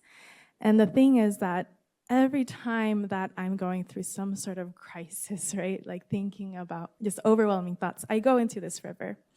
And I feel it take all those sorrows and those pains away. And maybe each one of you has a space like that. And it doesn't always have to be in nature. It can be a song, too. And I go, but nowadays when I go to this river, I just think about how I have to be careful not to drink it, or I can't stay in it too long because it is contaminated. And there haven't been studies done, at least in that river, like what's going to happen to us over time. So there is this huge worry, and now my cousins and I have to constantly look for cleaner water, and it's getting further and further away, or it's drying up. And so I think in moments like this, I think about community. I think about all of, my own relatives, all of you who are here. I can't possibly imagine what your own life stories are and have been, and everything that you've endured, but I know that we're here together and that we're working on things. And I think just this idea of how in this globalized world and using technology, we're a lot closer than we think.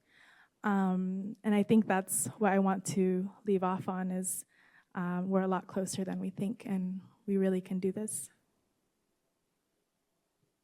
Before I pass it to the audience to ask questions, does anyone else want to answer that one? Yeah, let's just do it. Audience questions now. We have about 8 minutes left. What curiosities do you have for this incredible panel of people?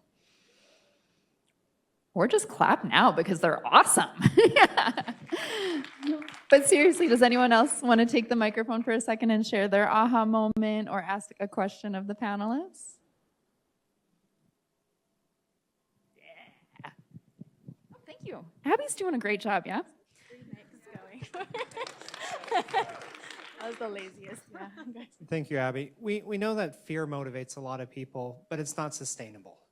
And so as you're thinking about educating the next generation, what are the positive feedback loops that you're trying to build into their progress of making a difference that will increase their likelihood that this can be a lifelong career, a lifelong stewardship, a lifelong passion, when they probably came in here because it's an epistemic crisis, or it's, do you understand the tension of how do you sort of shift the conversation or the mindset or balance it?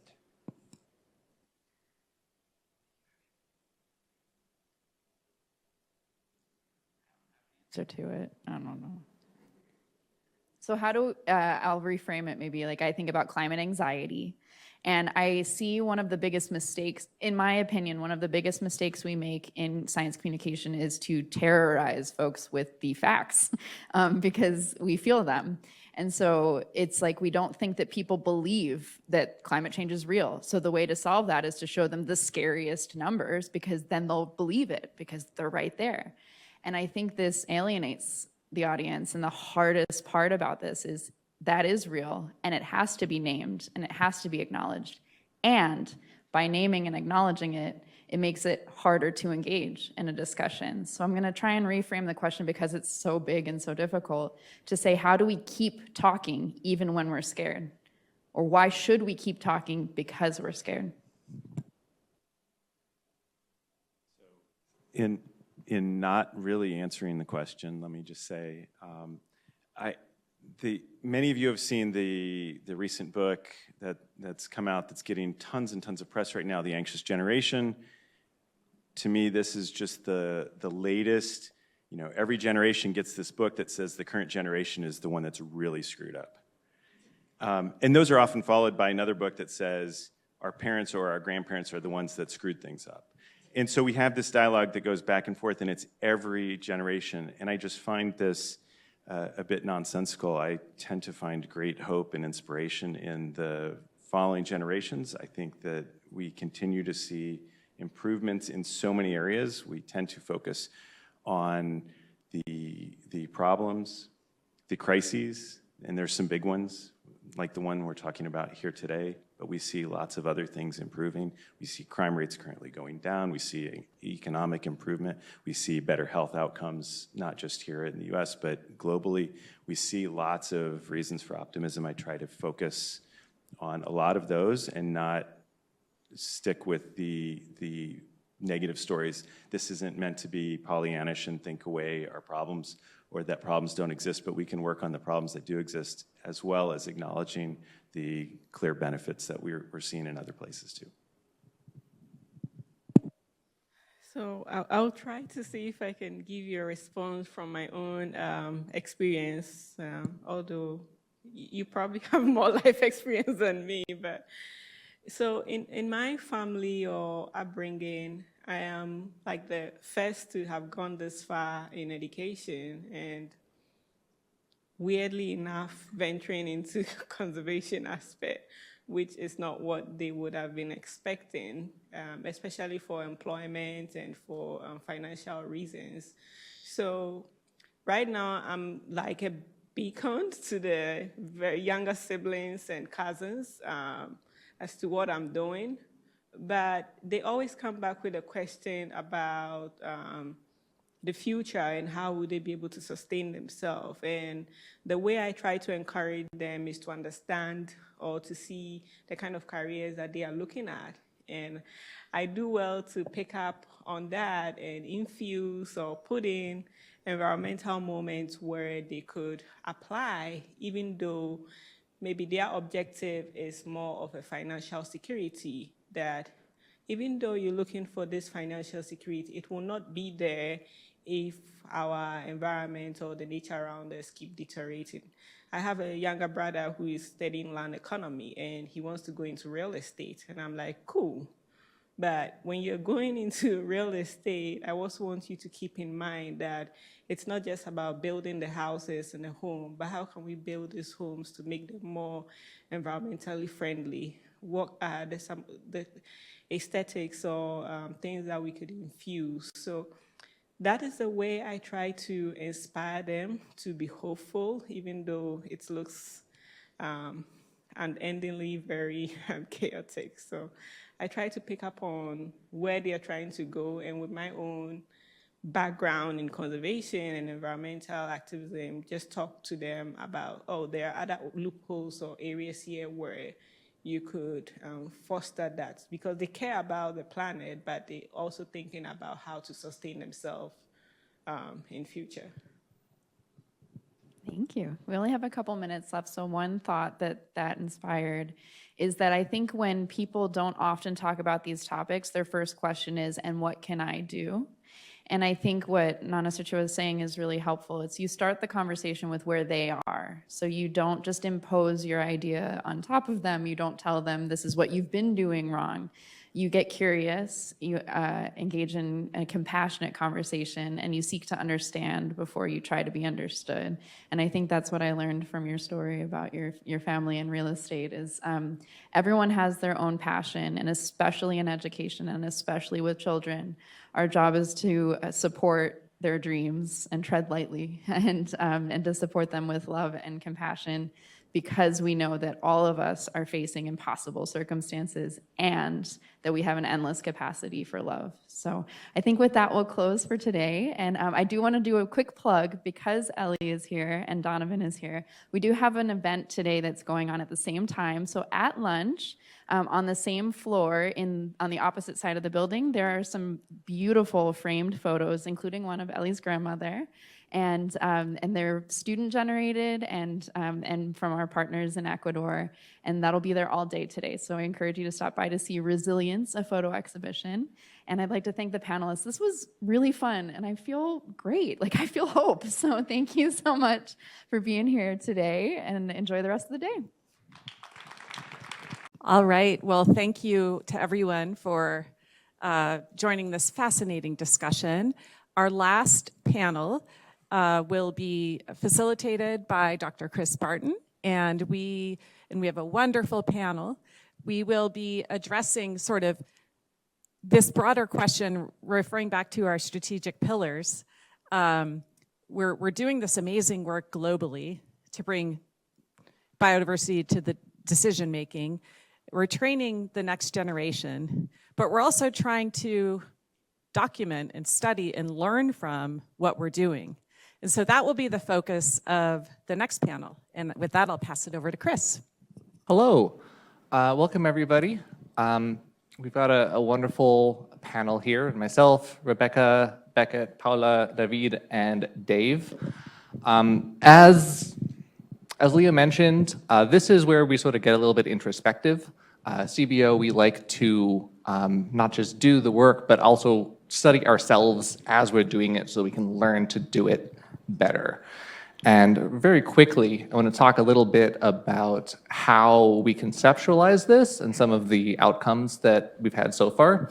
So we often think about this as there being sort of these two arrows that ideally would intersect. On the left-hand side, we have knowledge production, or the supply side of knowledge. And on the right-hand side, we have knowledge use, or the demand side dynamics. And ideally, these link up in the middle. The supply of knowledge links up with demand, and there's action taken on the biodiversity crisis. But that's not always the case. Sometimes these arrows don't meet up in the middle. Sometimes they're just going straight past each other. Sometimes they're going in opposite directions. And so what we were really interested in is first, what do knowledge producers do to produce knowledge which is actionable, which is used? Second, how do knowledge users access that knowledge, and what do they do with it, and how do they understand the relationship with the knowledge producers? And if they are interacting, what makes that effective? What is the most effective way for knowledge and action to interact? And a couple of outcomes that we've had from this so far. We've looked at best practices for creating the sort of actionable science. We found that collaboration, empathy, the ability to build relationships, and communication are all important on an individual level. And incentives and resources are important at an institutional level, which shouldn't surprise anybody there. We looked at how people approach creating actionable science, how knowledge producers approach it, and we identified 5 different approaches which stack on each other. And the ultimate one there, the best practice, if you will, is co-production, which is sort of a comprehensive engagement with the knowledge producers and users in a process that produces both knowledge and action out of the same dynamic. We looked then at how practitioners approach knowledge use, and we found that rather than how knowledge producers often see themselves as primarily producing knowledge, practitioners often don't see a distinction between knowledge production and knowledge use. They see it all happening together, and they see what they do as much about producing knowledge as about using it. And so that's where our work is now. But it's gotten us thinking, what does it mean to do impactful conservation research? And it turns out it's really not what is incentivized in academia. It's not about producing papers. It's not about giving speeches. It's about the long, hard work of building relationships and building trust and working with the people who are actually on the ground, who are in the places that we are trying to make an impact. And so we're going to hear a little bit more about that next. And, going backwards. And now we have Rebecca. Thanks, Chris. I'm Rebecca Snyder. I am a current PhD student and a former conservation practitioner. And I am currently working with Chris, along with Leah and Candace Carr-Kelman on phase 2 of the work that Chris just presented. And I wanted to quickly give a shout out to the 4 undergraduate researchers that we're also working with this semester, Joyce, Lillian, Lauren, and Jasmine. They've been really instrumental to this work. And apologies, I had some last minute changes to the slides that didn't make it in, unfortunately. But really, with this work, we're looking at partnerships between organizations that expressly aim to produce the knowledge and science and tools and data to guide conservation decision making by those involved in the partnership. And so really there's limited documentation of all these different types of partnerships between various sectors, many of which are represented at CBO, but between academia and nonprofit and private sector and government. And really we want to understand how partnerships serve as a space for co-production and identify common strengths and challenges within these partnerships. And in particular, the important factors that contribute to the production of actionable science. And so to do this, we are using the scorecard approach that Chris alluded to, and it consists of a survey as well as a semi-structured interview. And from this assessment, the scorecard, we're able to get an overall partnership score and scores for the different phases of the partnership, as well as different kind of categories of factors. So organizational factors, team factors, goals and objectives. And so we've assessed a large variety of partnerships and are still continuing to do that. And we've even looked at one of CBO's own partnerships so that we ourselves can learn from this process and improve the way we collaborate. And so with this scorecard, we can provide useful insights to those partners that participate in this process. And so far, it's been really fascinating, some of the insights we've gathered. It's kind of the really important factors in terms of actionable science is kind of a curiosity-driven engagement from the outset. One of the areas where we've seen the most opportunity for improvement is kind of in the initiation phase, but I don't necessarily see that as a weakness, because the initiation phase of a partnership is when all of this learning is occurring. And so it makes sense that a partnership would improve over time as there's this continuous kind of iteration on the research that's being produced and this kind of exchange, this bi-directional exchange of knowledge. And I think one challenge we also encountered was differences in organizational cultures and incentives. So in academia, we often prioritize publications and novelty, and that's not always the most useful thing. So we kind of need to learn how to reconcile differences in how we work across different sectors. And I think that process of kind of continuous iteration and feedback and recognizing the value that practitioners bring and their knowledge is really critical to successful partnerships and outcomes. Hello, everyone. My name is Paola Sangolki. I'm from the Galapagos Island, Ecuador, and I'm a PhD candidate working with Leah Gerber.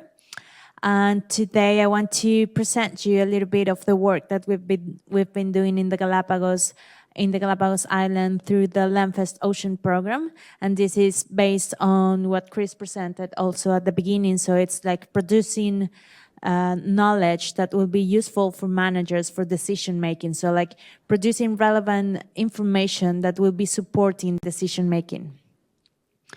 So with that goal set for 2030 to protect 30% of the oceans by 2030. We have this very ambitious goal which has been set as an objective. However, most of the new recently marine protected areas that have been created not even have a management plan. So with this goal set for 2030 and with what CBO is working based on structured decision making, we're trying to support the Galapagos National Park Directorate to come through a very structured process where we involve all stakeholders in promoting and producing the knowledge to state clear objectives that will support the sustainable management of this protected area. So the case of the Galapagos, it's quite interesting because it's one of the probably most famous marine reserves in the world. There's a lot of science going on and happening.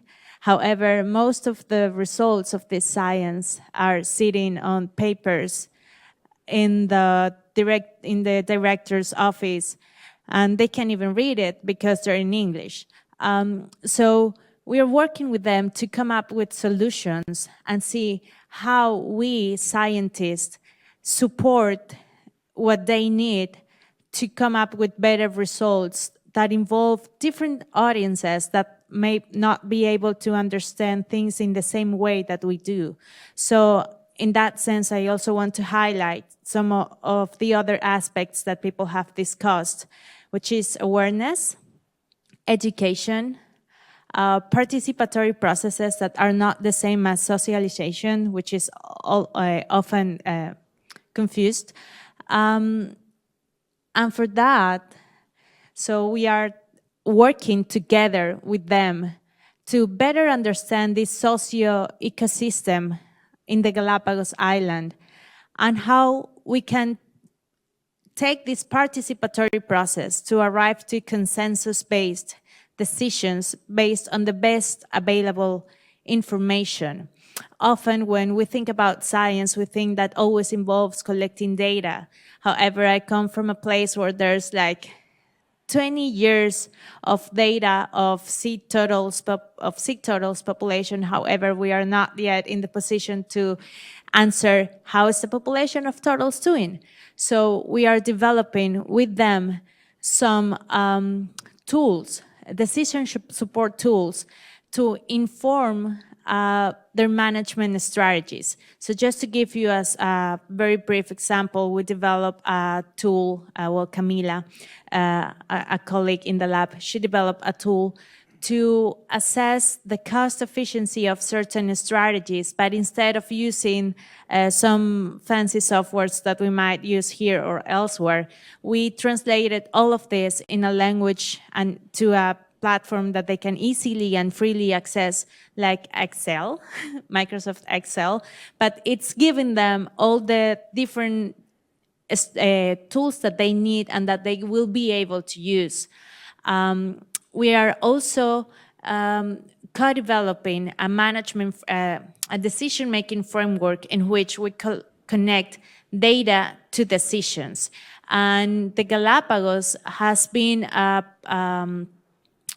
successful example of how bottom-up processes can be successful if we take into account every single step of the structured decision-making process. So recently, in the Galapagos, we created a new marine reserve, the Hermandad Marine Reserve, in a record time. And this involved having conversations with the industrial fishing sector, for example. And it was quite interesting because for this process, we apply what we've been working with them, the structured decision-making, which relies heavily on understanding the problem, which is step one, and is often avoided in most of the processes. So I think I'm out of time. I'm okay. Okay. Yeah, thank you. Yeah, well, thank you.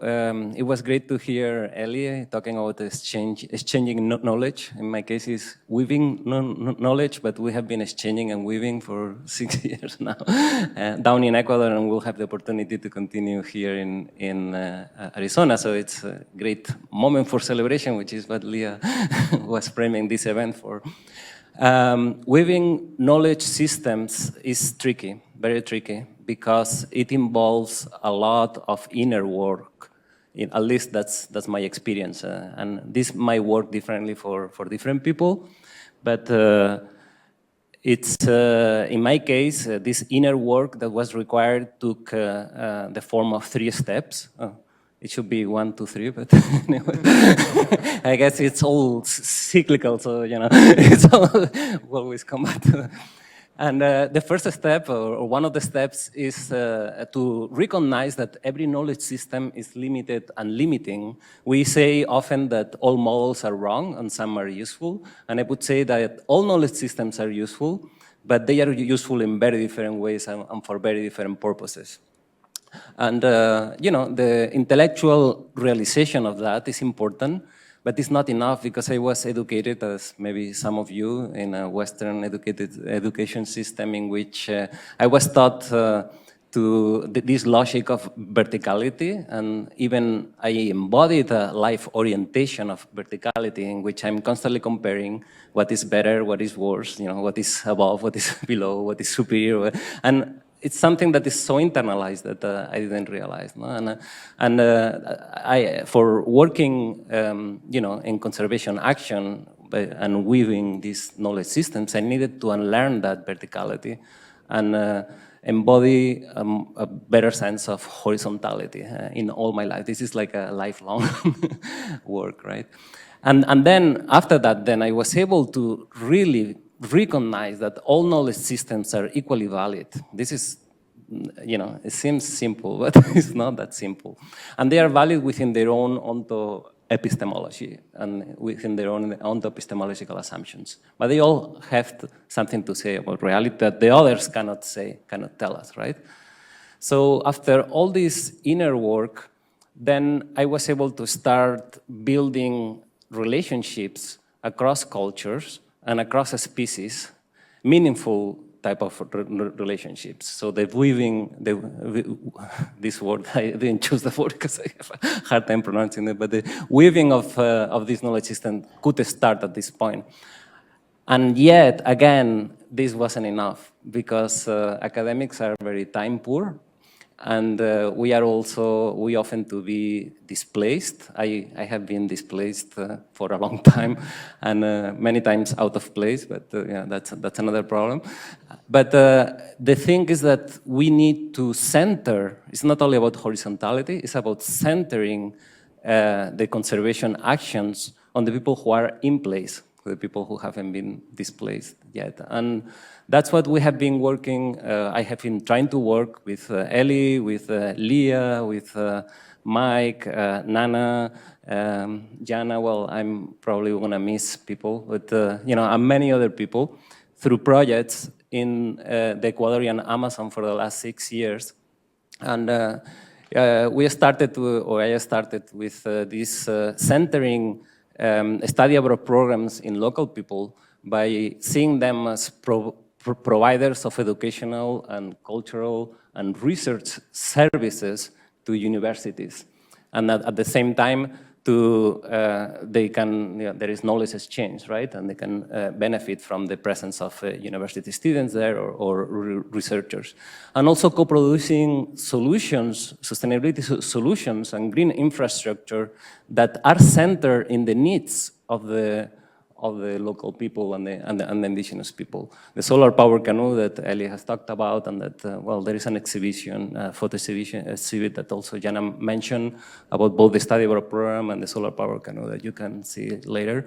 This is the premise in which these co-produced solutions are based. The same with virtual reality experiences.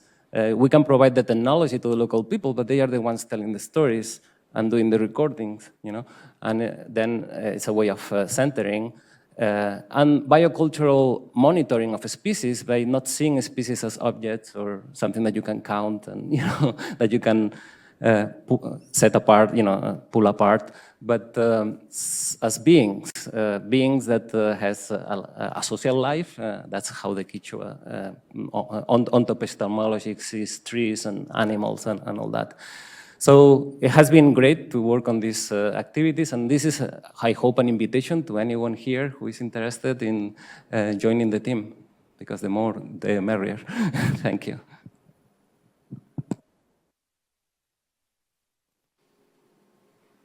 All right, hi everyone. I'm Beckett Sterner, Associate Professor in the School of Life Sciences. My background is as a historian in philosopher biology, but I also started off thinking I was going to be a computational biologist. So some days I put on a scientist hat and some days I put on a philosopher hat, depends on the questions that I want to ask.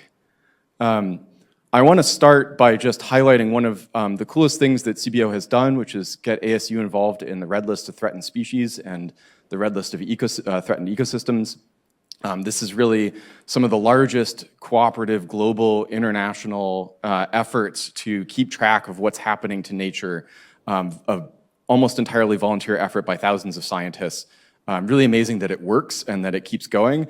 And it has this incredible mission of trying, for the Red List of Threatened Species, to track basically every macro scale eukaryotic species, plants, animals, fungi, other sorts of things you can at least see with your eyeballs. I want to highlight the work of my colleague, Beth Polidoro, who's the lead for the partnerships and with me as a co-lead. ASU has contributed assessments of thousands of important species, marine, coral species. The Sonoran desert plants had never been assessed and monitored before. And so getting those on the table is really crucial to understanding then what happens over the next 5, 10, many decade timescales.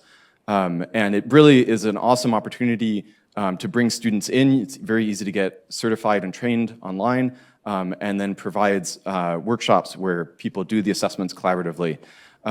In my own thinking, I've come to appreciate the Red List as really a radical act of care and attention, but in a kind of funny way, because oftentimes the caring for the species happens in a room very far away from where the species are, and it amounts to writing down in a highly standardized and rigorous way what is known about those species. And yet, if you don't pay attention to them, you cannot care for them effectively out in the world, or at least if you do, it's often by happenstance. And so, coming back to this question of knowledge production and where do we take it so that the supply and the demand are really aligned, the Red List is really well established and successful, but also really focused on pushing out information, and then hopefully it gets used for prioritization or policymaking downstream. But how would we take those sorts of knowledge infrastructures that are being created now and which have reached a level of maturity and ask how could they support co-production better? How could they better center indigenous peoples and local communities?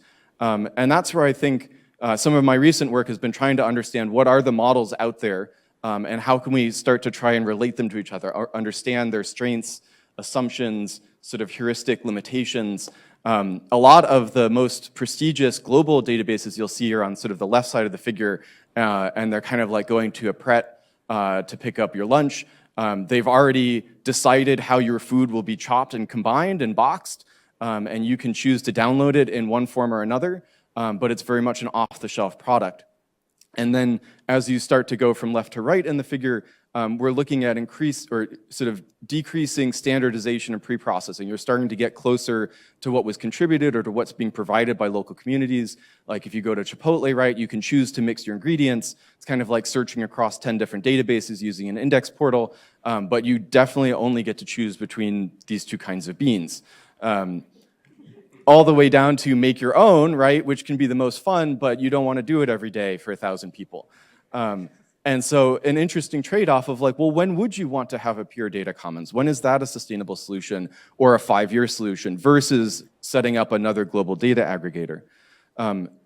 And part of what I think about here as a philosopher is how there's more than the interactions and interpersonal relationships at work here. These knowledge infrastructures are a whole class of organization, now that people are trying to regulate and inform. And often scientists have these very strong, pervasive ideals in the back of their head about where is this all going? How is this supposed to be working better? What I'm calling a regulative ideal. And crucial issues here are whether you think that ultimately the best answer is to have all the data in one place, which sounds nice, but then you have to standardize it so it all works together. And that can be a really big problem, especially if you have many sources, right, that you have to then harmonize somehow.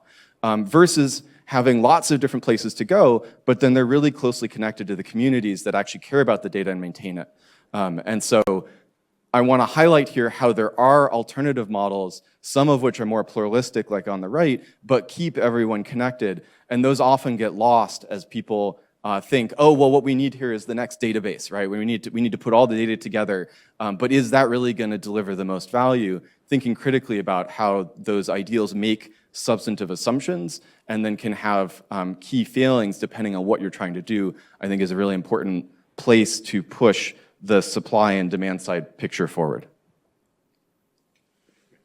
Chris, could I have you go back to the first slide?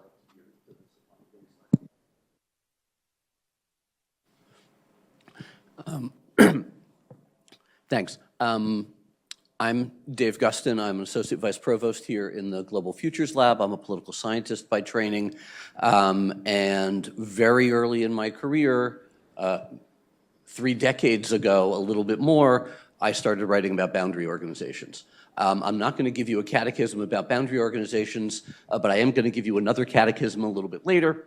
But I'm very sensitive to, particularly after Beckett's presentation, that lunch is looming. So yesterday in this room at a town hall that Knowledge Enterprise, KE, was hosting, President Crow stalked the floor for about an hour and gave something like his canned speech about the history of the institutions of science in the United States and a history of science policy. To somebody like me trained in science policy, you know, like in a way President Crow, this was, you know, a regurgitation of things that I had studied, but for a standard university audience, particularly people trained in STEM fields, it might have been something that was eye-opening. The story that he told, particularly the more modern story that starts in 1945 with the writing of Vannevar Bush's essay, long essay, you know, sort of novella-length policy analysis called Science, the Endless Frontier, is essentially a story about the institutions on the left-hand side of that chart. And what you all have done here is work on a different model, okay? And I want to emphasize this in, you know, acknowledgement of the difficulty of working on a different model of simply saying, okay, we'll create some knowledge and it'll go down this line and it'll go from discovery to use in some way that we haven't conceived of, and say, okay, look at the work that you have done. It really is tremendous, and it's tremendously difficult in creating that understanding, in creating the collaborations that underlie that understanding, and in pushing against a decades-old model of how things are supposed to be, because that's how our institutions were set up. Those are the arrangements that satisfied the people who were in those institutions because it allowed them to do whatever the hell they wanted, and it was also part of a set of relationships that they had with the funders and so on and so forth. And I know I'm seeing Leah nodding vigorously. You know, I'm sure, for example, that Leah has had difficulties on the funding side of this because it hasn't fit into the standard paradigm of what was supposed to be happening in conservation science. So I want to really acknowledge that and congratulate you for spending 10 years swimming upstream against that left-hand side of the model. Second thing I want to do is really invite you and emphasize the need for this kind of work in GFL to spread across what we have in GFL. And this is, you know, going back to Dave's earlier comments and conversations that Dave and I have had since, you know, DCDC was founded 2 decades ago, since CBO was founded a decade ago. I'm I think a lot has been lost in the conversations around knowledge for impact and knowledge in action since a time around that time, that these questions were much more apparent, were much more in discussion, were much more current in the way that the predecessors to GFL did their business. And I really want to take the opportunity to invite, for the future CBO, to be part of a more robust conversation that GFL needs to have about that diagram. And to conclude, and I know I'm now down to 2 seconds, here is the catechism that I'm going to give you, which is derived from something that you might have heard of, what was called the Heilmeyer Catechism, which was a set of questions that were formulated by a program officer at DARPA in the 1960s. I think his first name was Robert, but I'm not absolutely sure, Heilmeyer. And basically, he was trying to get principal investigators to focus on the essential elements of what their proposals were. And so I'm sort of floating a draft impacts catechism. And to the extent that it sounds familiar with everything that you've heard here, may mean that I'm on the right track and that you're all on the right track. If there are things that don't sound familiar, that seem at cross purposes, please tell me, because this is in draft, but I want it to be real. Number one, what specific audiences are you addressing or constructing? Number two, what causal model do you have in mind for creating impact? Number three, how are you creating opportunities to have that impact? Number four, who or what connects your outputs to impacts and outcomes? How are you participating in researching, keeping track of intermediate impacts along the way? And perhaps a statement of the beauty of what you've done here. How will you humbly and accurately tell the story of the impact that you have? Thank you. Thanks, Dave.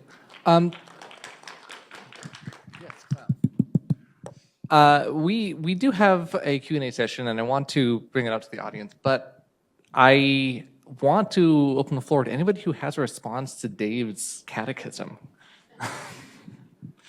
Anybody on the panel? Anybody in the audience? Okay, you can tell him later, I guess. So the discussion that we were going to bring up is what are the best practices for bridging knowledge, action, and conservation? But inspired by the last panel, I want to amend this a little bit and make it a little bit less consultant-y and a little less plastic. Because best practices are the best of the things that have already been done.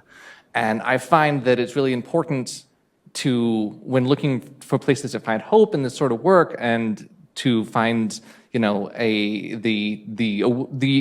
ability to believe that it is possible to accomplish what we're setting out to do, it's good to look for models and inspiration rather than looking at what is the best of what we've already done, what is the best of what we could do instead.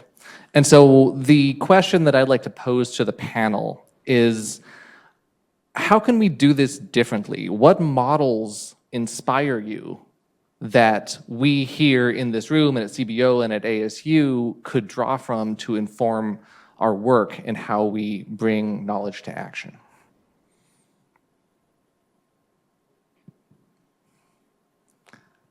And I know Dave has thought about this for a long time, so if nobody else is going to go, I'm going to call at him. Well, maybe a word that I don't think I have heard yet, but it's extractive mentality. When I started working on conservation, I made this duality and distinction between, we have these industries that are extractive and then conservation is against that. But then I realized that the mentality of extraction is so embedded in our society, in our academic system, that many times, even though you're not extracting maybe material products, but you're extracting data or you're extracting the time of the people, and we don't, because also, we have this materialistic bias, we overlook these other forms of extraction. So for me, the models that really are best practices, one requirement is that they need to be aware of this tendency to be extractive and have ways in which people do something with that awareness and start doing things differently. Now, why is so easy to fall into destructive mentality? Because, of course, you know, it's benefiting, it's, you know, it's, there is a sense of closure, of appropriation and all that. So it's complicated, right? But I think we need, that word for me is useful to establish, you know, one very high level criterion to define best practices.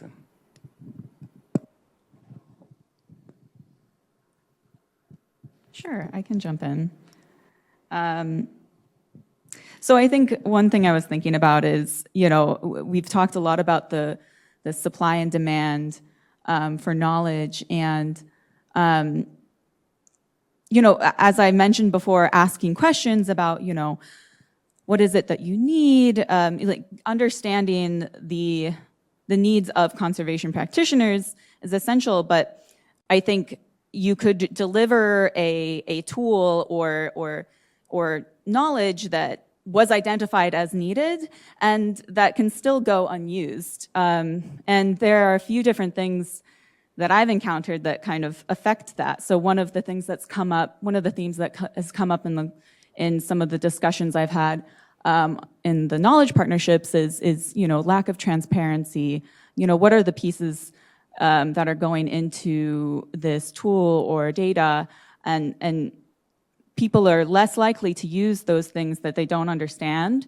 And in my prior work, I did a literature review on early warning systems. And one of the things that continuously came up was that people were more likely to use early warning systems if they themselves had contributed some piece of data to that system. So, for example, farmers would do some of the data collection themselves and felt like then they had some insight into how this tool operated. And that's one of the things that I think is really essential, is making sure that we're not just responding to the demands, but really bringing practitioners into the process, into the kind of production process beyond just kind of asking questions. So yeah, that's one thing I would add.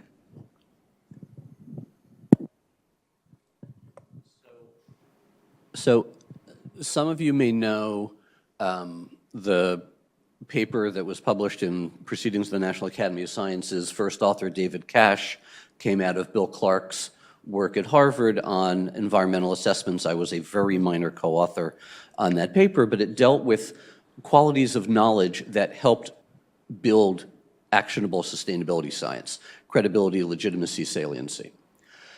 Those are qualities of knowledge, and as whatever qualities that paper had, it was still mostly about being on the left-hand side of that diagram. And one of the places that some scholarship has gone since then is thinking about that incredibly difficult three-word phrase there: knowledge to action. We don't have very much language about doing that. But when my colleagues here at ASU, who have done work on futures and scenario development and so on, have explored that work, because every time we ask someone to act on our knowledge, we have something in mind about a future state. Okay? And so this is an encouragement perhaps to you, is to perhaps think more about explicit futures and futuring techniques. But there's a term of art in the futuring community: plausibility. And it is different from probability, and it is different from prediction. And plausibility, the history of that word, is actually that which makes us acknowledge and applaud. It is one word, one concept that we actually have that takes knowledge to action through appreciation. And it's incredibly important for understanding how it is that that imagination of the future, informed by knowledge, turns into action.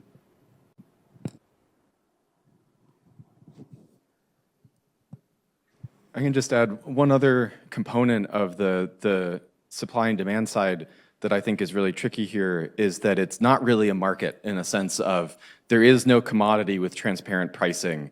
The idea that you're going to force it into dollars as more than a very partial, rough understanding of value is deeply flawed, especially when we're talking about things that depend on public infrastructures like scientific knowledge or any other kind of data, open source software, Wikipedia. Those sorts of things are highly incentivized, but often, and often specifically not in monetary terms. But we don't have, again, good models or concepts for how to express and represent the value created or the desire for a certain kind of product outside of that market setup.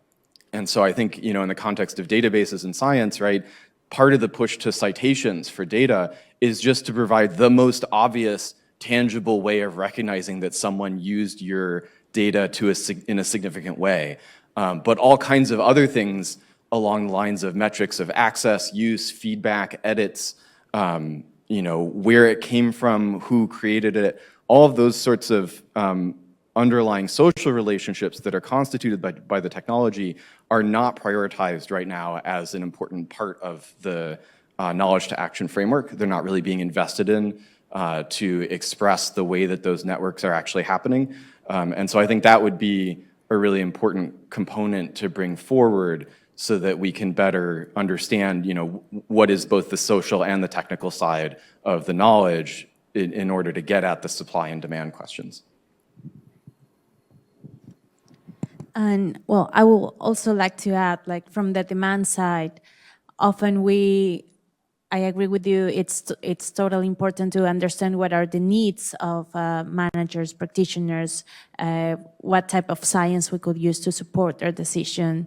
But we also have to understand what's behind those needs, which usually shows up some conflicts, like from many years with other stakeholders.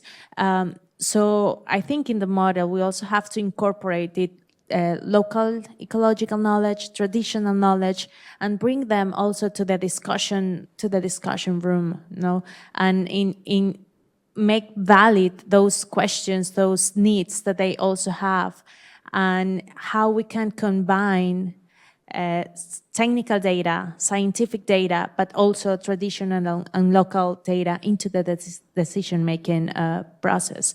So I think that's also key, and that relates to the previous panel, like let's go back to our roots and understand that we humans are part of nature. And that's the most difficult thing, because it's actually, that's where we need to focus in, like working with humans. And that's where I think we're missing a very important thing. We are probably the crazy part of nature, but still nature. And that's where we need to like really focus all of our efforts. So bringing interdisciplinary perspectives, social, economic, but let's not also leave behind the biological dimension, because that's where we need to raise awareness, like biodiversity. How do we benefit from biodiversity? Like what's gonna a whale or a turtle bring to me? And that's where I think we need to really focus, like, let's remember that we are part of nature as well. And for example, where I come from, animal behavior, it's probably one of the most important ecosystem service, and it's probably not listed anywhere as an ecosystem service, but we rely and depend on animal behavior for our economies. So the fact that you can walk right next to a sea lion, turtle, whale, whatever animal you can think of, and they won't move because they know they're safe, it's actually like a way to raise awareness that we do benefit from biodiversity. So incorporating that into the decision process, I think it's also key. Thanks. We have like about 7 minutes left. So if there's any questions from the audience, now would be the time.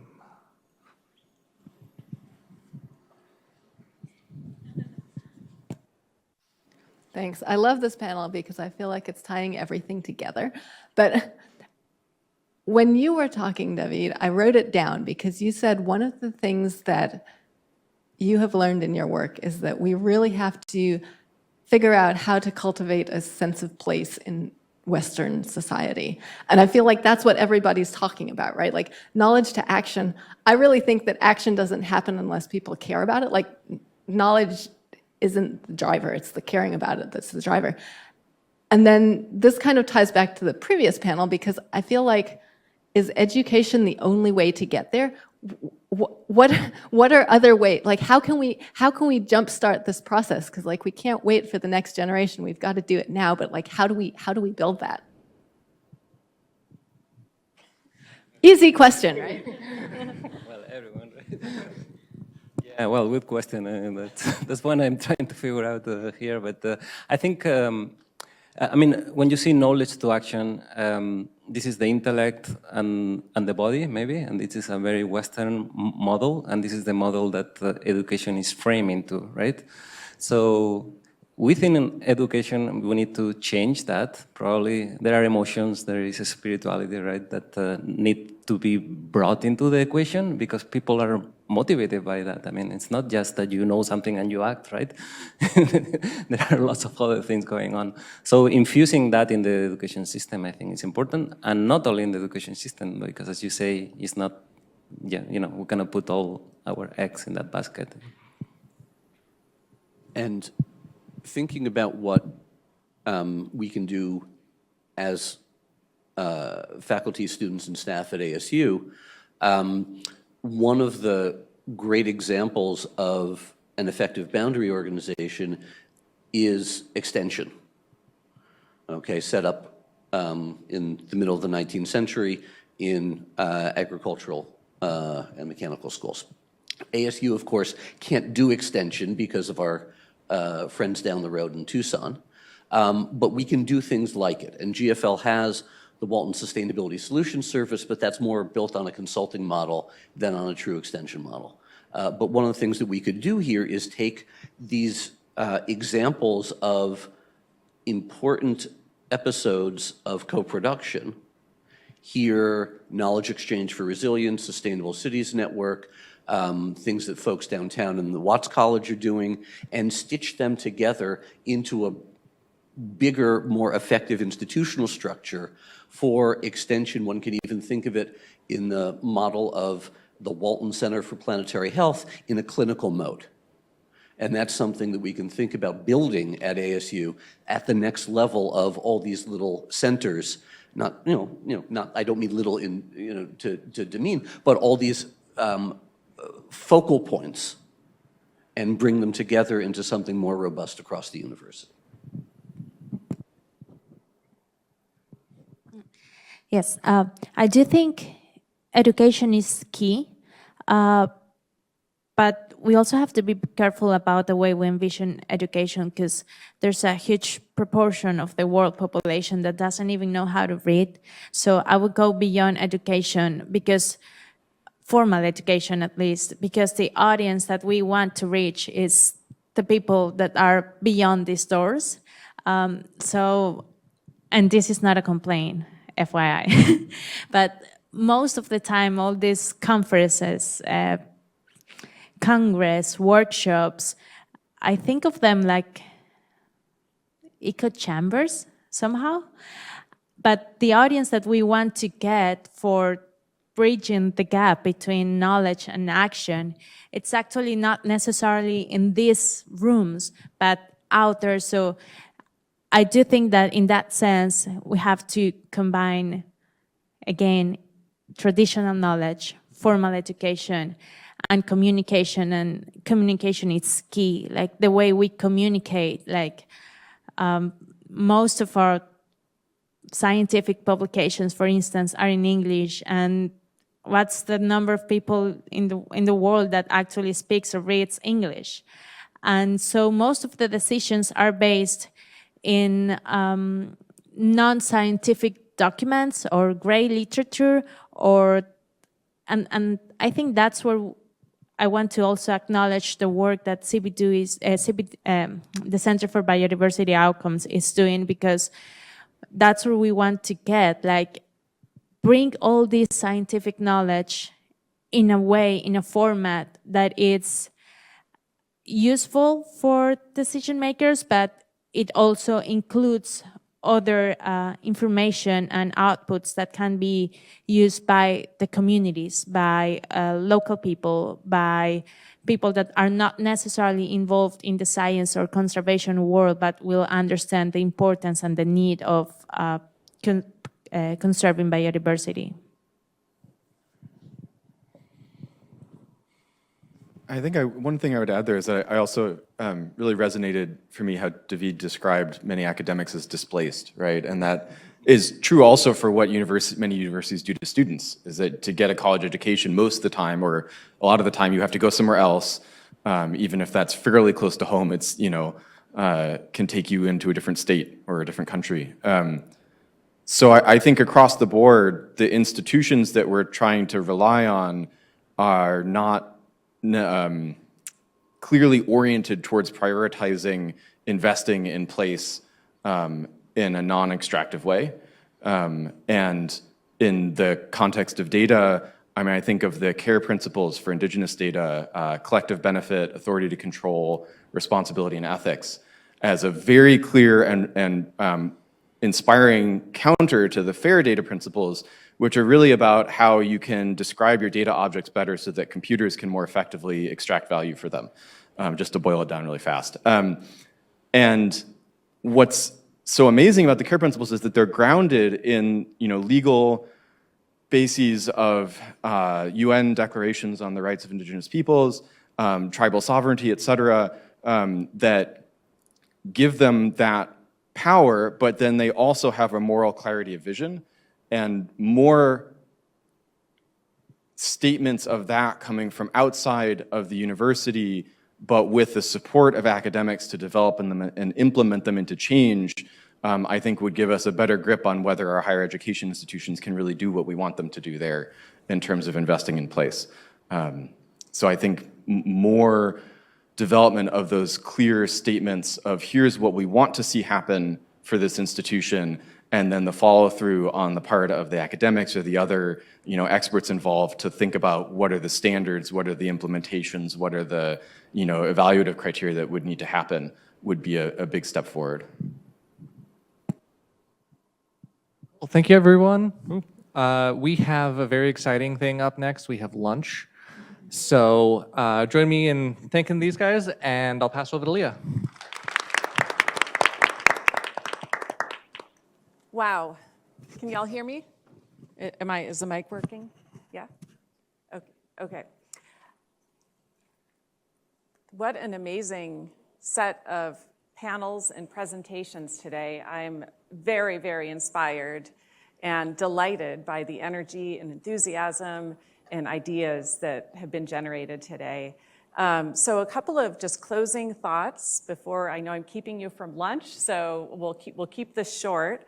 The first thing that I wanted to express is gratitude for the panelists for really bringing the depth of ideas and thought and authenticity to this discussion. I'm very grateful. I'm also grateful to Abby and the entire CBO team for orchestrating this, especially Abby is relatively new to the role, and her first week, we have an NSF proposal due, and then a couple months later, can you organize this small event? So very grateful to Abby and the entire CBO team, the many volunteers who are here. So that is one thing. I wanted to make a few comments on the themes. So we started off with this idea of these three strategic pillars, and where I think we've landed is this sort of broader integration of these areas in, really I'm seeing these connections between the theme of hope and, this maybe false dichotomy of knowledge and action and decision making. So they seem to all weave together. And I want to, rather than, I think we've shared a lot of ideas, we did try to make this relatively short, and we have these boards around with these questions, And I do want to invite folks to take a few minutes to write down your ideas, stick them on, or share them at the moment. I thought I'd take a few minutes to revisit this, because what we're doing with, you've met many of our program leads. I should mention also who are the program leads. And the program leads are rising stars in the field of sustainability and biodiversity who are leading these efforts.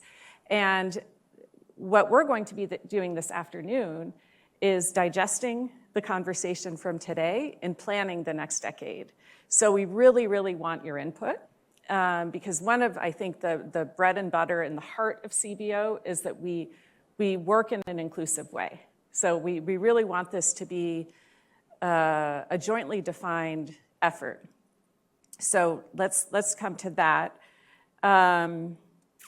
Not to mention, I don't want to forget to mention that we have this photo exhibit that will be taking place. Let me give you some logistics. Right upstairs, we'll have a lunch. It's a second floor balcony. So there's a different lunch happening in the courtyard. That's not our lunch. We're going upstairs. There's a small balcony, and there'll be a lunch. And that is a great place from which to explore the photo exhibit, which features some of the work from Ellie and her community in Ecuador. So we're lucky to have that intersect with our efforts today. And before I wrap up, I did want to just open it up for folks to share their general impressions, your general impressions on what resonated, what really stuck with you today, what got you. And if you were driving this ship, where would you go? What should we be focusing on in the future? I have some ideas, but I would love to hear yours. And I know I'm keeping you from lunch, so we won't take too long. I just would like to open it up. If you're more comfortable writing it on the sticky notes, please do. But any comments? Where should we go next? What were you most excited about? Jenna.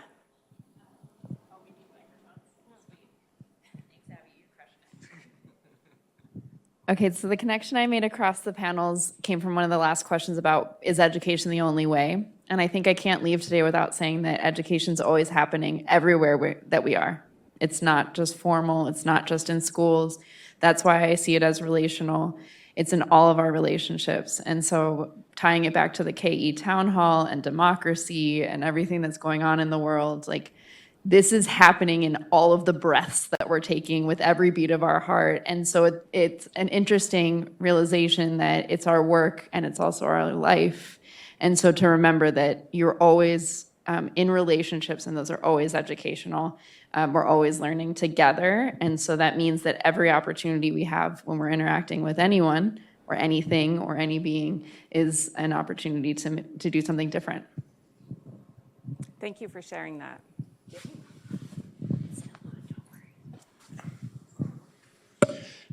So just a reflection on the comment that was made in the last panel about the inaccessibility of some of the knowledge that's generated. Much of it is in English language. It's not in the right place.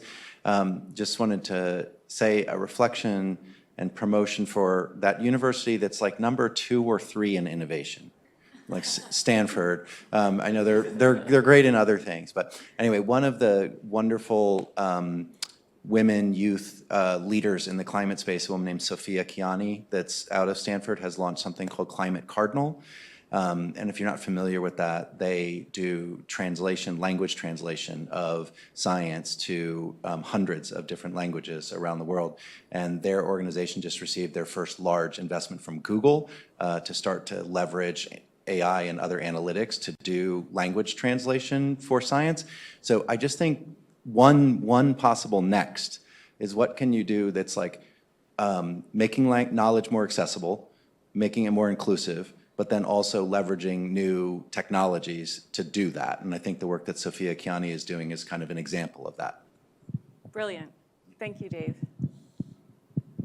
Any additional thoughts, or is everyone ready to eat? Oh, Paula, making Abby get her workout here. Thank you, Abby.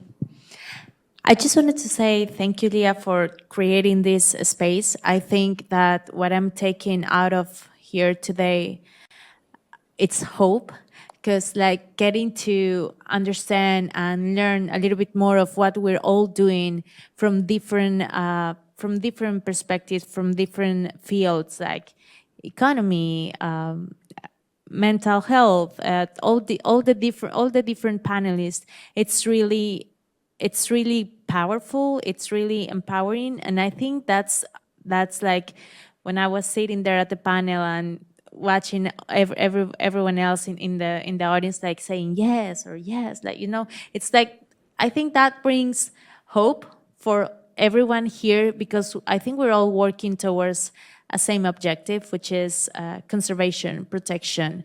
So I just wanted to thank you again for bringing this space for all of us. Thank you, Paula. All right. So last words, I just wanted to, that's a perfect segue to just reflect for a few minutes on the journey. 10 years ago, it was around the time that I became a full professor. I had just done the Aldo Leopold Leadership Training Program and had gone on sabbatical, and I came back and I thought, well, what's next? Like, you know, maybe a normal person would say I could relax, but no. And it's exactly what we've been talking about throughout today. I had built my career, I'd come into it from this point of view, I want to have an impact, but then I got sucked into the academic model. I have to do grants, I have to publish. And I'd had a moment to just reflect, what has been the impact of these hundreds of papers and these grants? And it is because of the environment, number one in innovation, that I'm in, that I was able to establish this boundary organization and the reason why we're here today. So I feel deeply grateful for the chance to come up with this idea. It wasn't just my idea. It was shared with many of you and many folks who aren't here today, but then to pitch it and to receive support, to try it out. We are in a university where we can try things out. That's why we're number one in innovation. And because of that small investment and that small bit of hope that was entrusted in me, we're here today. And I'm looking forward with great enthusiasm and joy to the next decade. So thank you so much for joining the celebration. And please join me in enjoying lunch and the beautiful photo exhibit.